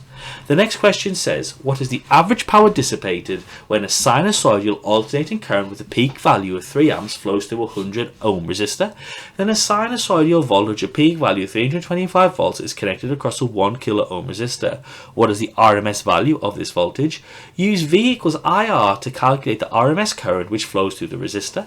Then what is the average power dissipated in the resistor? And then what is the peak power dissipated in the resistor? So pause the video now, then unpause the video when you want to go through your answer. Right, in this first question, we can use our equation that P equals I squared R, but because we're using alternating current, we need to use RMS values, average values, okay, which is RMS values. So therefore we say P IRMS squared times by R. We can work out what the RMS value is by doing the peak divided by square root 2. So therefore you would do 3 divided by square root 2. You would then square it to then get your value. You then multiply that by the resistance, which is 100 ohms, to get 450 watts. Here we know Vrms is the peak voltage over square root 2, so it's 230 volts. We can then work out IRMS, because we can say, well, if V equals IR, I equals V over R, but again, remember, resistance is a scalar, so it doesn't need to be considered with an RMS, but V has to be, because it will need an RMS consideration, so therefore use VRMS, not V peak, so it's 230 over 1000 is 0.23 amps. Then the average average power dissipated, well, you'll do P equals I squared R, but the average, when you've got an alternating supply, is RMS, so it's IRMS you're going to be using. So you get it through to be 53 watts. When you want to work out the peak dissipation, you'll use the peak current, the peak potential difference, I should say, or the peak voltage. So therefore, it's going to be equal to 325 squared over R over 1,000, which is 110 watts. The next question says, Figure 4 shows the trace of an oscilloscope connected across a 20 ohm resistor. The oscilloscope grid is marked in centimeters and the time base is set to 0.2 milliseconds per centimeter. The Y amplifier sensitivity is set to 0.5 volts per centimeter. When the oscilloscope was first connected, the whole wave could not be seen on the screen. Describe how you'd adjust an oscilloscope to achieve a screen that's easy to take readings from. Then determine the frequency in hertz of the signal. Then determine the RMS voltage in V, and then calculate the mean power in watts transferred into the 20 ohm resistor. So pause the video now, then unpause the video when you want to go through your answer. Right, in this first one, how would you get easy readings from it? Well, the first thing is adjust the time base, so you've got a complete wave seen on the screen. You then move the wave either left or right, so then you can have the start of the cycle on a grid line, because it's very important. You always have key marking points on key graduations or key lines on your screen. You then adjust the Y amplification, so you've got the peak to peak as at a maximum, and then move the wave up and down, so once again the peak is on the line, so then it's easy to read. Now the frequency is 1 over the time period. You'll see the time period on the screen was equal to 6 centimeters, which was 0.2 times 10, times each one by 0.2 times 10 to the minus 3, because that was the scalar factor. So that therefore it's equal to 1.2 times 10 to the minus 3 seconds. So therefore F is 1 over that value, so it's 830 hertz. Again, you can work out the peak to peak. So the peak to peak is 6 squares, so therefore the peak voltage is 3 squares. It's better to do the peak to peak because you'll have a low percentage uncertainty, then half it. Therefore you work out the voltage is 1.5 volts, but using your scaling factor, VRMS is V0 over square root 2, so therefore it's 1.1 volts. Then the mean power transferred, well, P equals V squared over R. Now it's VRMS because we want an average value, or mean value, so therefore VRMS is 1.1 volts, so you work it through to be 0.056 watts. The next question says, consider the following jumping ring experiment. What would happen to the aluminium ring if the primary coil current was increased? Then, a student suggested that the ring is placed in liquid nitrogen before being slotted over the iron core. Suggest what effect this would have when the AC power supply is switched on. So pause the video now, then unpause the video when you want to go through your answers. Right, in this first question, you can see that if the primary coil current was increased, well then the induced current in the ring will be greater, because you'll see that there'll be a greater flux linkage from the primary coil, so therefore there'll be a greater change in flux linkage in the secondary coil because it's alternating plus or minus plus or minus. So therefore the magnetic force on the ring would therefore be greater, so be pushed higher, so therefore the ring will be pushed to a greater height before it reaches an equilibrium with the forces acting down, so therefore it starts to, quote, float. Okay. Now what would happen if you put the liquid nitrogen in? Well, if you put the liquid nitrogen in, well then the resistance in the ring itself will be reduced because it's a lot lower, colder temperature, so therefore a much larger induced current will flow in the ring, so therefore the magnetic force pushing the ring upwards will be even greater, so therefore it might even go up and hit the ceiling because you've got such an upwards magnetic force, because the resistance will be so low in that particular aluminium ring. The next question says, a power station is connected to towns by a cable of total resistance 10 ohms delivering 50 megawatts. Calculate the power losses in the cable if the power supplied to the town is directly from the generator of 25 kilovolts or after being stepped up to 400 kilovolts. Then a power cable of total resistance 20 ohms is used to deliver 2.0 megawatts at 33 kilovolts to a heavy industrial plant. Determine the power wasted in the cable. Then, a portable diesel power generator is capable of producing 4 kilowatts of electrical power at a voltage of 240 volts for use on a remote farm that is not connected to the national grid. If cables of total resistance 1.2 ohms deliver the electricity to the farmhouse, determine the power loss as heat in the cables when the generator is running at 4 kilowatts, and then the minimum size of the voltage available in the farmhouse. So pause the video now, then unpause the video when you want to go through your answer. Right, in this first one, we're using the equation I equals P over V. So we can work out what I is going to be, because it's going to be 50 times 10 to the 6 megawatts into watts, divided by 25 times 10 to the 3 kilovolts into volts. So we get 2000 amps. We then say P equals I squared R. That's the equation to work out the power dissipated in electrical cables. You're given that on your equation sheet. So it's 2000 squared times by 10 is 40 megawatts. You can do the same equation when it's been stepped up to 400 kilovolts, and you get 0.16 megawatts, which actually proves you mathematically why we step up the voltage in the step up transformer. Again, we can use the same equation again here in question 2. We say I equals P over V, work out I to be 60.6 amps. We therefore say power lost is equal to I squared R, pop in all those values, and we get 7.3 times 10 to the 4 watts. Next question, again we're using that same principle. I equals P over V, 4000 divided by 240, remember 4 kilowatts turns into watts, so it's 16.7 amps. We then say P equals I squared R, pop in all the values, and we get 335 watts. So what's the minimum voltage available? Well, at this point, the voltage drop across the cables at full power is 20 volts, because we know V equals IR.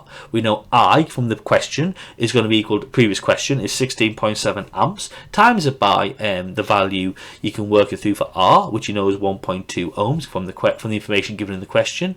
So therefore, the voltage available at the farmhouse must be 220 volts, because it starts at 240. We lose 20 volts of lost volts in the wire, so therefore we're left with 220 volts left behind. The next question says, state 2 situations in which a charged particle will experience no magnetic force when placed in the magnetic field.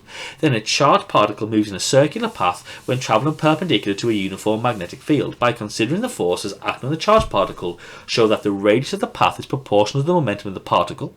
Then a cyclotron is a circular particle accelerator. In a particular cyclotron, the flux density of the uniform magnetic field is 0.48 teslas. Calculate the speed of a proton when the radius of its path inside the D is 190 millimeters. Then calculate the time taken for this proton to travel at a constant speed in a semicircular path of radius 190 millimeters inside the cyclotron. So pause the video now, then unpause the video when you want to go through your answer.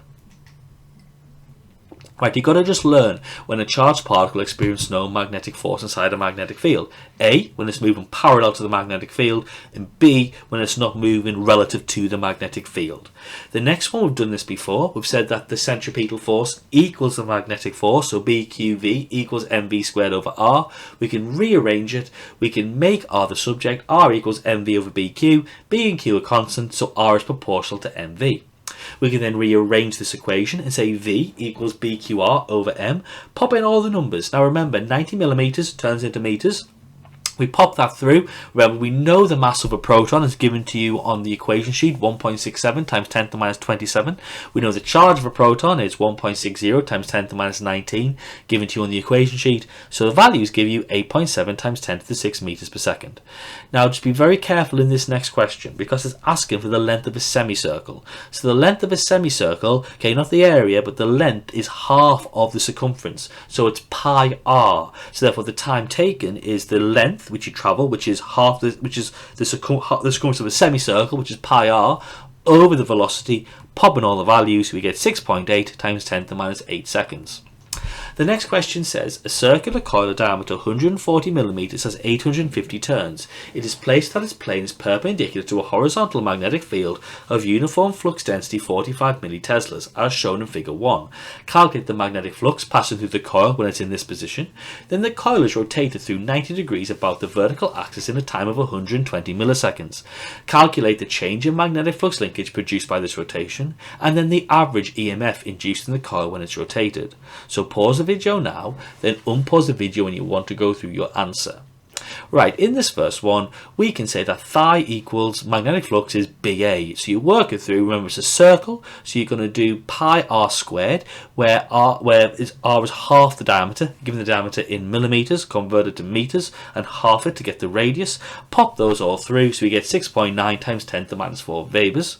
Then this next one, the change in magnetic flux linkage. Well, we know that if it's rotated 90 degrees, it'll go to 0, but what does it start at? Well, we know that it starts at MBA, so therefore we know it's the value we just worked out, which was going to be BA, multiplied by N, which was 850, so it's 0.59 minus 0 is still 0.59 Weber turns. Now the average induced EMF is this value divided by the time, so therefore you divide this value by 0.12, so it's 4.9 volts.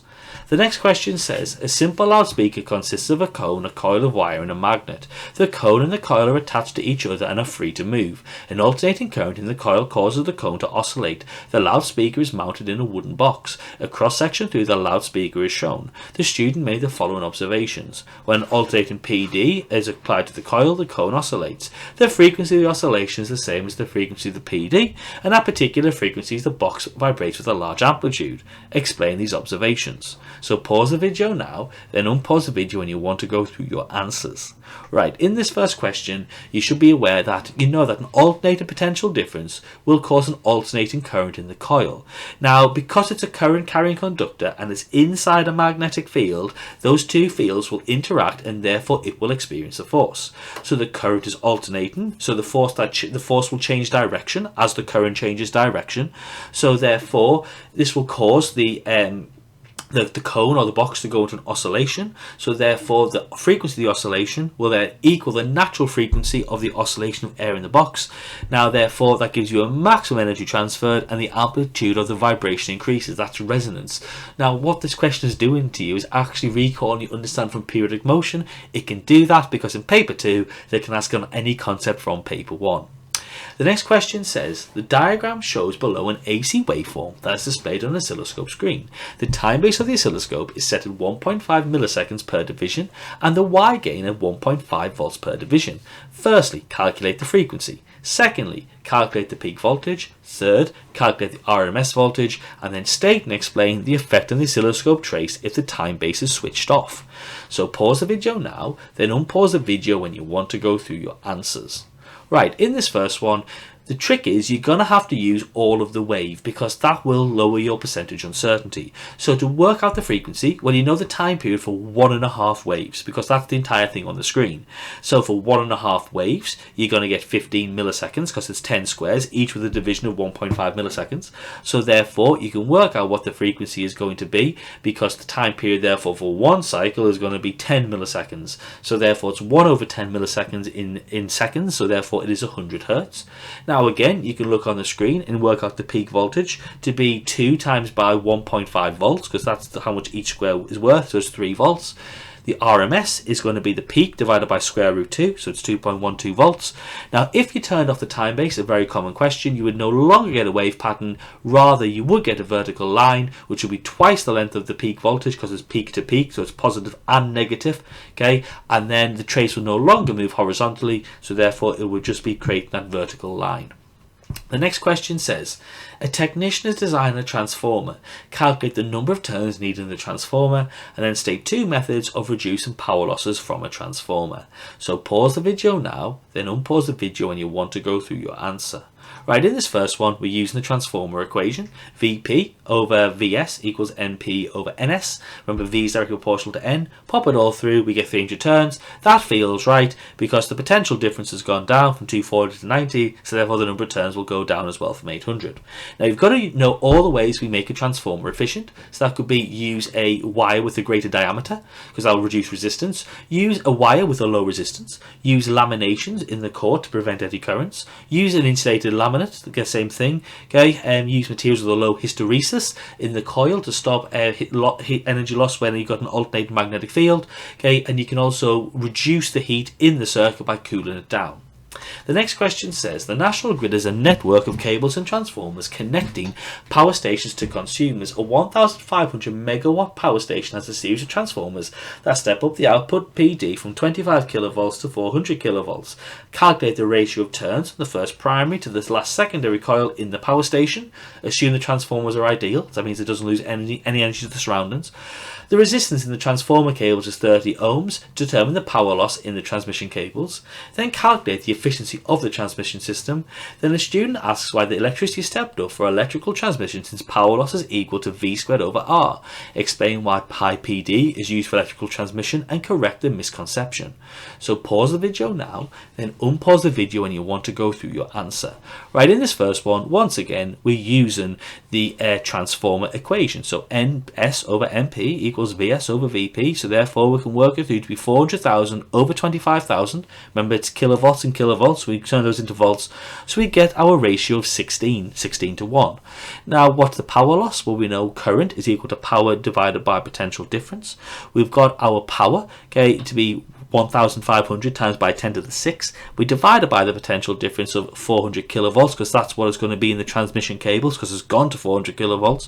So it's 3,750 amps. We know the equation for power loss in a cable is I squared R. Pop in all the values, we get 4.2 times 10 to the 8 watts. The efficiency, therefore, is the useful output over the total input. We know that the useful output is going to be the 1,000, so the useful output is 1,500 times 10 to the 6 minus the power loss in the cable. We then divide it by the 1,500 times 10 to the 6 because that's our total input, so it's 0.72%. Now, why is this a misconception?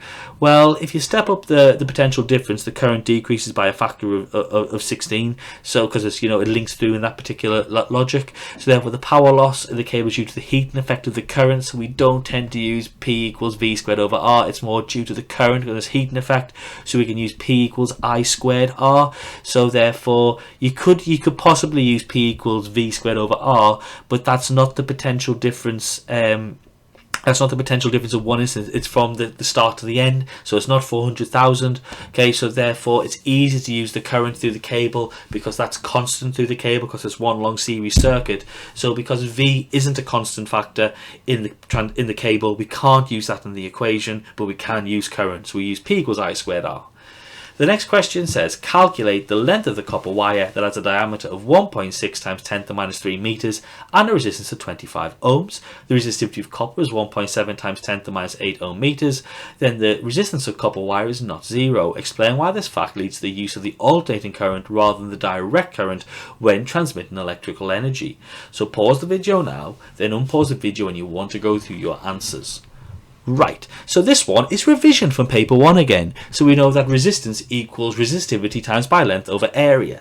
Now again, that equation is given to you on your sheet. So L equals RA over rho. Pop in all the values. Now remember, area is pi r squared. So we take our diameter and we half it before we square it.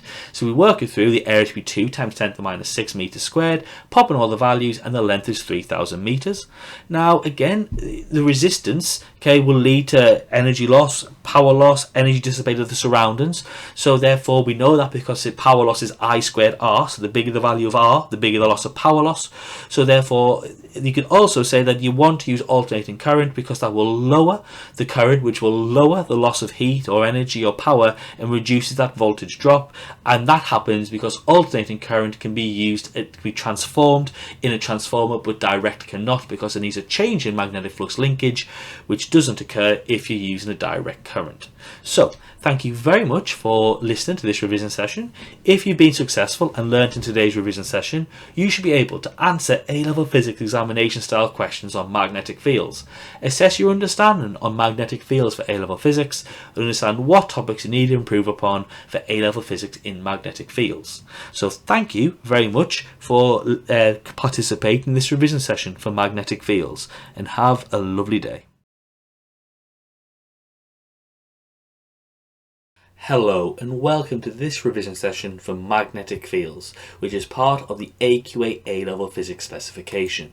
So in this particular revision session, we're going to look at how you can answer examination questions for A-Level Physics on magnetic fields. So if you've been successful and you've learned in today's lesson, you should be able to answer A-Level Physics examination style questions, assess your understanding on A-Level Physics, and understand what topics you need to improve upon for AQA A-Level Physics.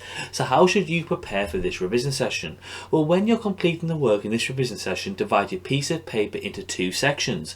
Make the section on the left hand side larger than the right hand side, and in this section write down your working out and answers to the questions in the revision session. And when you do this, make sure you write your answers in full sentences and show your full working out. Whilst on the right hand side in this section, write down any pieces of information which you find useful, any hints and tips on answering questions from this revision session. And at the end of the revision session, write up these notes into a revision sheet for you to use independently. So how can you revise AQA A-Level Physics? Well, the first step is learning the key facts. So use your revision guides, a class workbook, student prep notes and a textbook to learn the key ideas of the course. You might wish to make mind maps or write out notes for this yourself. Then you should be testing yourself. Use Caboodle, use Seneca, use student knowledge checkers to quickly test your own knowledge, and you may wish to do this from your own cue cards.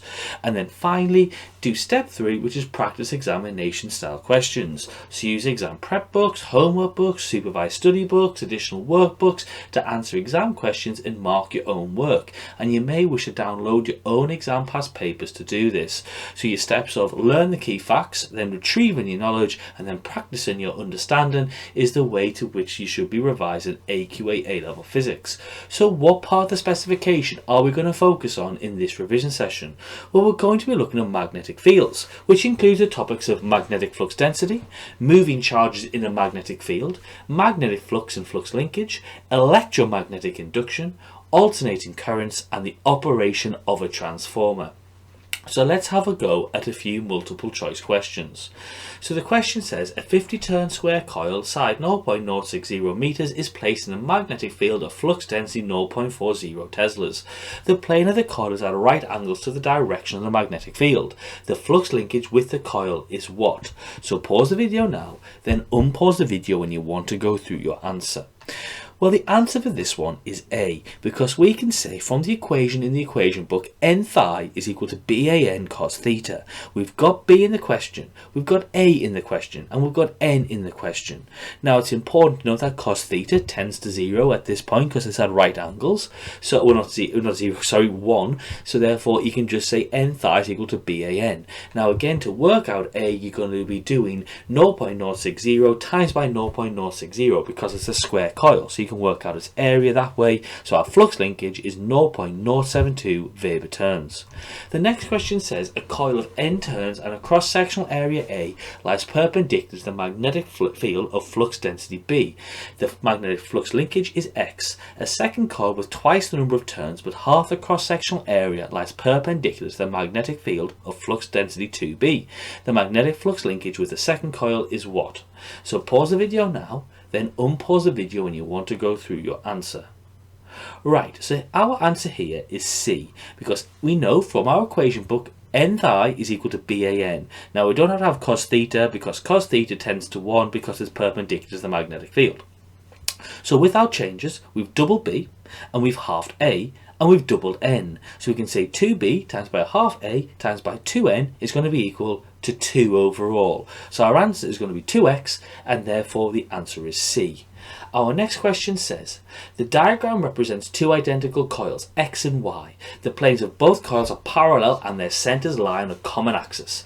Coil Y is connected to a cell, a variable resistor and a closed switch. Under which of the following circumstances would a current be induced in coil X in the same direction as the current shown in coil Y?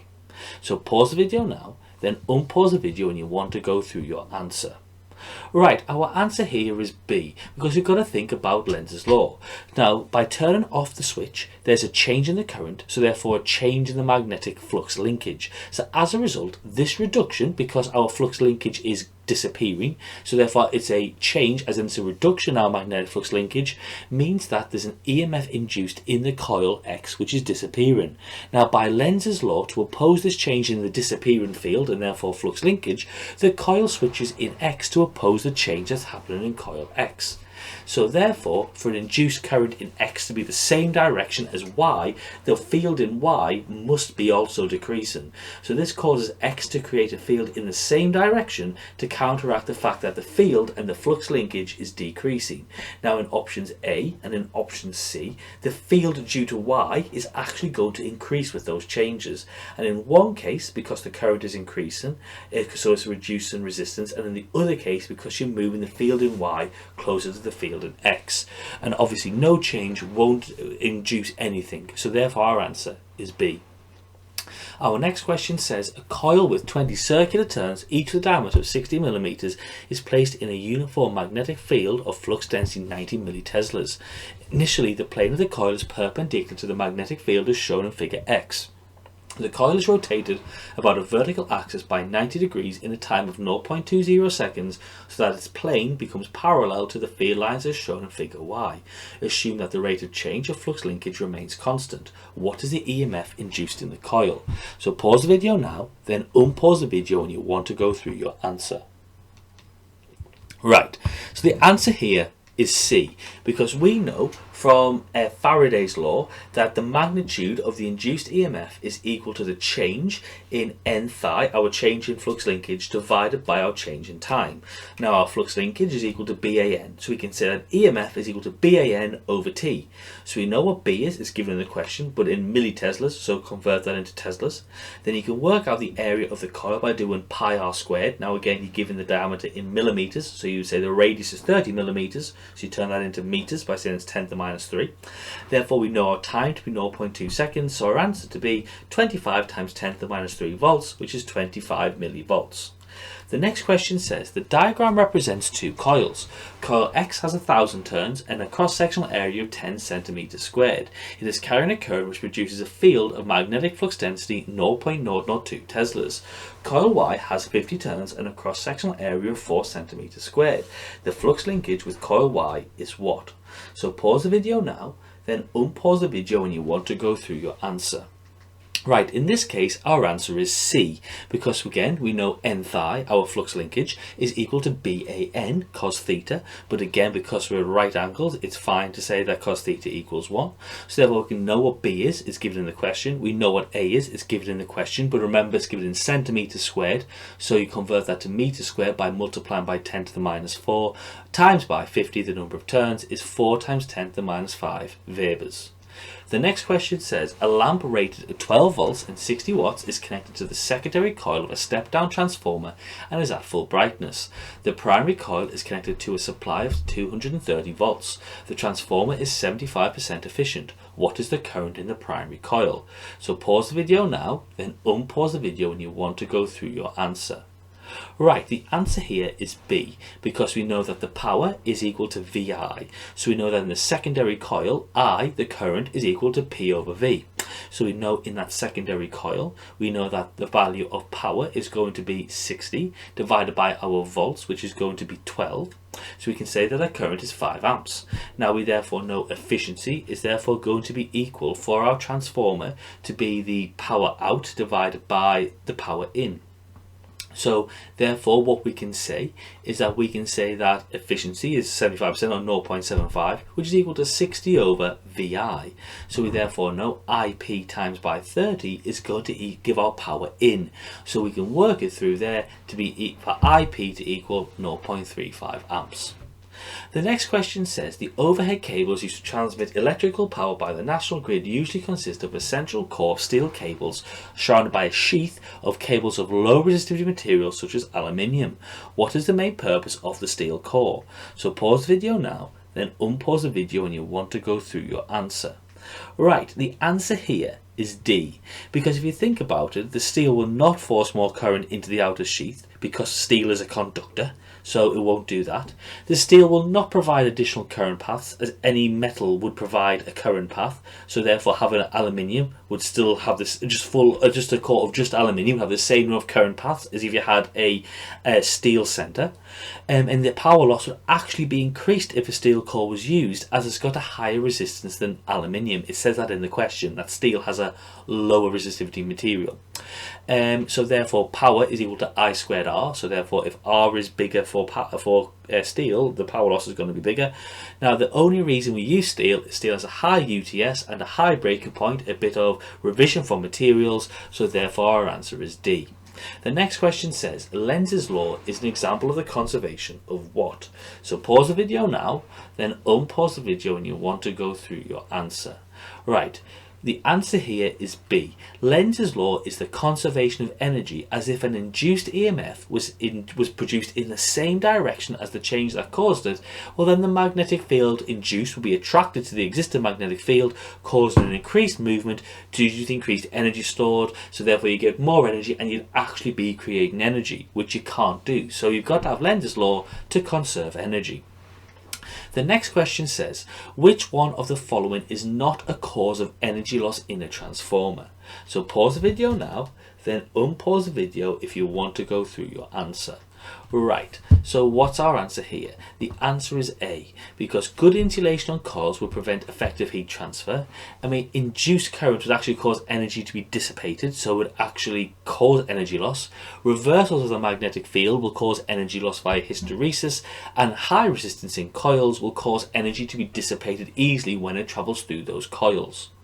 The next question says, a coil has 40 turns and an area of 0.20 meters squared. The coil rotates at a constant frequency F in a uniform magnetic field flux density of 1.5 milliteslas. The maximum EMF induced in the coil is 0.24 volts. What is F? So pause the video now, then unpause the video when you want to go through your answer. Right, so what you've got to remember is that maximum induced EMF is equal to BAN omega. Now omega is equal to 2 pi F. Now we know that all these values, we can work it through to say omega is therefore equal to EMF, which is 0.24 over BAN. And we've got B, we've got A, and we've got N. So therefore it equals 20. We can therefore say omega equals 2 pi F. So F equals omega over 2 pi, linked in with that our periodic motion work. So therefore our answer is 3.18 Hertz, which is equal to C. So let's now have a look at some longer questions to do with magnetic fields. So the first question says, a small wind turbine generator, a WTG, has a rotor diameter of 92 centimeters. When the wind speed becomes greater than 15 meters per second, the WTG's control system causes it to turn away from the wind, resulting in a reduced power output, as shown in figure 5. The WTG generates alternating current. The peak value of the output voltage from the WTG is 17 volts when the wind speed is 15 meters per second. Calculate the RMS output from the current from the WTG when the wind speed is 15 meters per second. So pause the video now, then unpause the video when you want to go through your answer. Right, well what we've got to remember is we want to say that VRMS is going to be equal to 12, because we can say VRMS is equal to V0, the peak, divided by square root 2. So we would do 17 over square root 2 to get our value to be 12 volts. We can therefore also work out what our power output is going to be, because we know it's going to be 250, because at that point when we look at the wind speed from the graph at 15 meters per second, power is equal to 250 watts. So we can therefore say P equals VI. We can substitute our values in because we've got power, we've got VRMS, so we can work out IRMS to be 21 amps. The next question says, most generators use electrical contacts called brushes to extract current from the rotating coils. The brushes do this by rubbing contacts at the ends of the coils.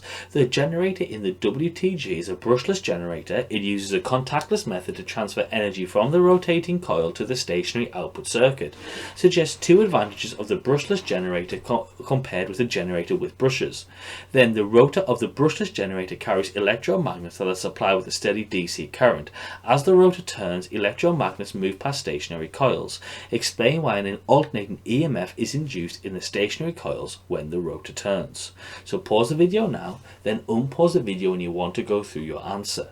Well, the first answer here is, let's think about advantages when you've got when you're not touching the object because it's brushless. So the idea that you've got friction on a brush which actually hits the other object, so therefore a brushless generator will have less friction, so therefore have a better efficiency.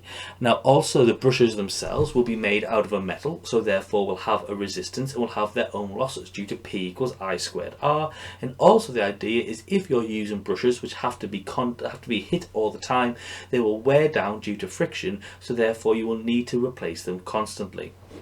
For this next question, we know that EMF is always induced when you've got a change in the magnetic flux linkage. So we got an EMF induced because there's going to be a change in our flux linkage due to this situation, and the direction of this induced EMF, okay, is going to be opposite to the change that causes it, which is Lenz's law. The next question says a stationary coil of 150 turns and an area of 2.5 times 10 to the minus 3 meters squared. Calculate the rate of change of magnetic flux density in the coil when the EMF induced in it is 6 volts, and state an appropriate unit for your answer. So pause the video now, then unpause the video when you want to go through your answer. Right, so how do you answer this particular question? Well, you've got to use Faraday's and Lenz's law and say EMF is equal to minus the n change in phi over the change in time. So we can therefore say that we need to work out n delta phi, or L change in phi. So what we can therefore do is we've got EMF, we know that it is going to be equal to 6 volts.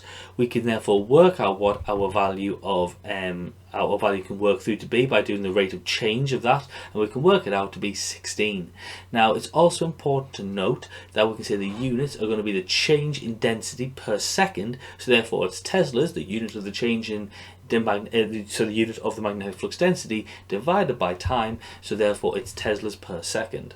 The next question says one inefficiency of a transformer arises from eddy current losses. Explain how eddy current losses occur in a transformer, then go on to suggest how a good transformer design minimizes eddy current losses. So pause the video now, then unpause the video when you want to go through your answer.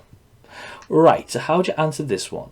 Well, eddy currents or EMF is induced in the core. That occurs in a transformer because there's a varying magnetic field or magnetic flux in the core. So because there's a change in magnetic flux linkage, that will induce an EMF, but it will be in the opposite direction to the wanted EMF. So therefore it will be an eddy current. So therefore these eddy currents will act in the opposite direction to the wanted change, so will dissipate energy to the surroundings.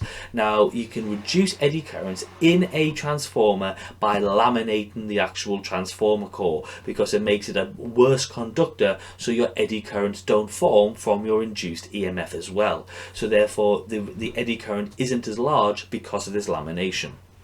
The next question says, the diagram below shows the main parts of a geophone. The spike attaches the geophone firmly to the ground. At the instant an earthquake occurs, the case and the coil move upwards due to the Earth's movement. The magnet remains stationary due to its inertia. In 3.5 milliseconds, the coil moves from a position where the flux density is 9 milliteslas to a position where the flux density is 23 milliteslas. The geophone coil has 250 turns and an area of 12 centimeters squared.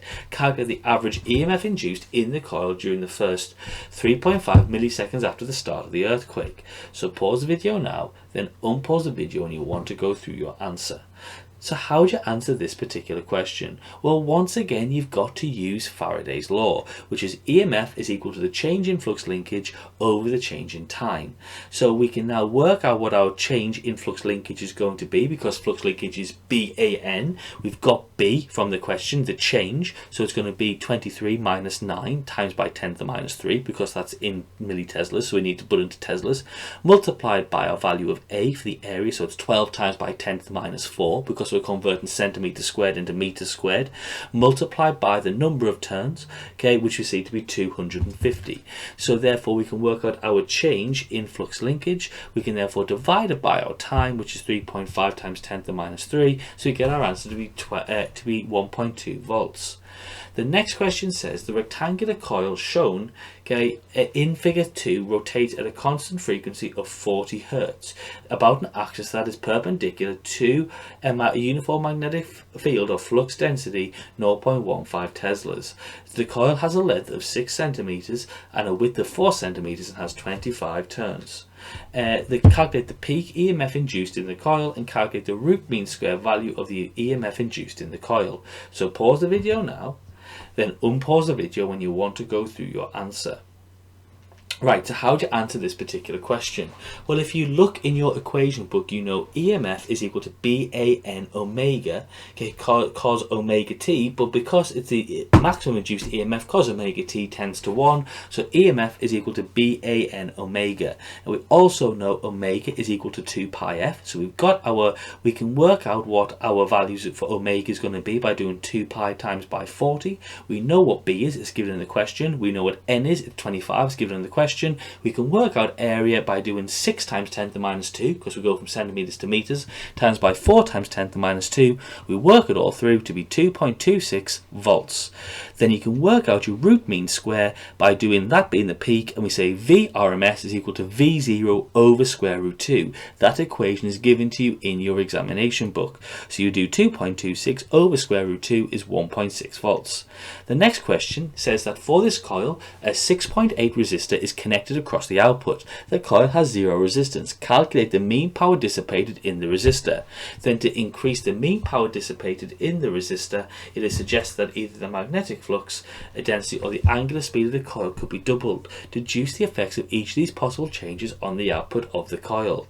So pause the video now, then unpause the video when you want to go through your answer. Right, so for this question we've got to remember that P is equal to V squared over R. In our previous question we worked out what V was. We've got R from this question, 6.8. We can pop our values in and say P equals V squared over R to work out our answer. Now for this next question we think about how we can change the power, how it affects the output. Now you'll notice that if we say that our EMF is equal to the change in magnetic flux density over the change in time, well, if we double B, we're doubling our EMF, and if we double omega, we're doubling our EMF, because we're saying EMF is equal to BAN omega. Now if you double both of them together, therefore we'll have an overall increase of a factor of 4, because 2 times by 2 equals 4. Then also though, if you double your angular speed, it tells you that it's spinning faster, so not only will you have doubled your peak EMF, but you'll also have doubled the frequency of your output. That's an important thing to note, that if you change the magnetic flux density of what the conductor's rotating in, it will just double the peak EMF. But if you double in the frequency, not only does it double the peak EMF, it doubles the frequency of the output. The next question says, figure 4 shows where two equally charged oxygen ions P and Q enter a uniform magnetic field at 90 degrees to the field. The ions each have a velocity of 4.1 times 10 to the 6 meters per second. The charge on P and Q is 3.2 times 10 to the minus 19 coulombs. The magnetic flux density is 0.93 teslas, and the direction of the magnetic field is out of the page. The mass of P is 2.66 times 10 to the minus 26 kilograms, and the mass of Q is 2.83 times 10 to the minus 26 kilograms. Sketch and label the paths of P and Q on figure 4. So pause the video now, then unpause the video when you want to go through your answer. Right, well, it's important to note that both got the same charge, so you would use your left hand rule. So what you would do is you would go with your thumb pointing upwards, okay, with showing the direction of the force, the first finger pointing forward showing the direction of your magnetic field, and your second finger showing the direction of the current at right angles to the other two. You would then orientate it with the direction of the current, which is the velocity. It is shown because it's shown the velocity of P and Q, and also you can show your direction of the magnetic field because it's given in the question. It indicates that when you point your finger in the correct direction, that the force is acting to the right, so they'll both curve to the right, and they'll have circular arcs. But it's important to note that P will have a smaller radius than Q.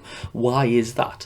Well, it has a smaller radius than Q because it has a smaller mass, so therefore its charge to mass ratio, its specific charge, will therefore be higher, so it's more affected by the magnetic field. There's a greater force exerted, well, there's going to be a greater acceleration exerted on it, so therefore it will curve faster and have a smaller radius. The next question says, calculate the difference between the diameters of the paths followed by P and Q whilst in the magnetic fields. Ignore any forces acting between the ions. So pause the video now, then unpause the video when you want to go through your answer. Right, how do you work this through? Well, when you've got a magnetic a charged particle going through a magnetic field, we can say that BQV is equal to mv squared over r. We can then rearrange this equation and make r the subject. So we can say r is going to be equal to mv over bq. We've then got our values of m from the question. We've got our values of v from the question. We can then also say, because it tells you the velocity in the question at the top, we've got our value of B from the question, and we've got our value of Q from the question, so we can work out what R is. You work out both of them. P is 0.366 meters, Q is 0.390 meters, and you find the difference between the two to be 0.047 meters. Our next question says a cyclotron has two D-shaped regions where the magnetic flux density is constant. The D-shaped regions are separated by a small gap. An alternating field, electric field between the D-shaped regions accelerates charged particles. The magnetic field causes the charged particles to follow a circular path. Figure 4 shows the path followed by a proton that starts from 0. Explain why it is not possible for the magnetic field to alter the speed of the proton while it is in one of the D-shaped regions. So pause the video now, then unpause the video when you want to go through your answer. Right, it's always important to note when forces can change speeds of objects and when they can change directions. It's important to note here that in this particular question, the magnetic field cannot alter the speed of the proton because the magnetic field is acting perpendicular to motion. So that's a very important idea. So it acts perpendicular to motion, so it can only cause acceleration by deflection and not cause acceleration by the change in speed. The next question says, derive an expression to show that the time taken by a proton to travel around one semicircular path is independent of the radius of the path. And then the maximum radius of the path followed by the proton is 0.55 meters, and the magnetic flux density of the uniform field is 0.44 teslas. Calculate the maximum speed of a proton when it leaves the cyclotron. So pause the video now, then unpause the video when you want to go through your answer. Right, so how do we answer this particular question? Well, like we mentioned before, we can say that when you've got a charged particle in a magnetic field, you can equate that the centripetal force, which is the magnetic field in this magnetic force in this particular example, because it acts at right angles to the motion of the object, is therefore equal to the force exerted on the actual charged particle. So we can say that BQV, the magnetic force, is equal to mv squared over r, the centripetal force, because the magnetic force is the centripetal force, because it acts perpendicular to motion. So we can equate those two, and therefore we can rearrange it and make it so for that that we can say v is the subject, for example, and therefore we can say that time for a semicircle is equal to the distance travelled by that particular object divided by the speed. Now the distance it will travel is going to be pi r, because the full distance, the full circumference of a circle is pi d, but because we're in a semicircle it's going to be pi r. So we can therefore rearrange that and make v the subject, and therefore say that v is equal to pi r over t. We can then pop that into the equation and therefore rearrange and make t the subject. So we can therefore say t semicircle is therefore going to be equal to pi m divided by bq. And at that point we can therefore say that in this equation that it doesn't contain r, so t, the value for t doesn't have r in because it's cancelled through. So therefore what we can do is we can therefore say that t is independent of r because r is not in the equation for t. Now what we can do in the next question is once again say that BQV equals mv squared over r, because in this case the magnetic force BQV is the centripetal force mv squared over r because it's acting perpendicular to motion. So therefore we can say by rearranging it that v is therefore going to be equal to m. So if you work it through, say BQV equals mv squared over r. So when you work it out, you can therefore say BQ is equal to mv over r. So therefore you can work it out by saying v is equal to BQR over m. So you can work it out like that, and therefore you pop in all the values. You can get your value of the proton's mass from the equation book. You're given b in the question, you're given r in the question, you know the charge of a proton q, so therefore it is 2.3 times 10 to the 7 meters per second. So I hope you've been successful and you've learned in this particular revision session. If you feel you've learned in this revision session, you should be able to answer A-level physics examination style questions, assess your understanding on A-level physics, and understand what topics you need to improve upon for A-level physics. So thank you very much for watching this revision session on magnetic fields for AQA A-Level Physics. Thank you very much and have a lovely day.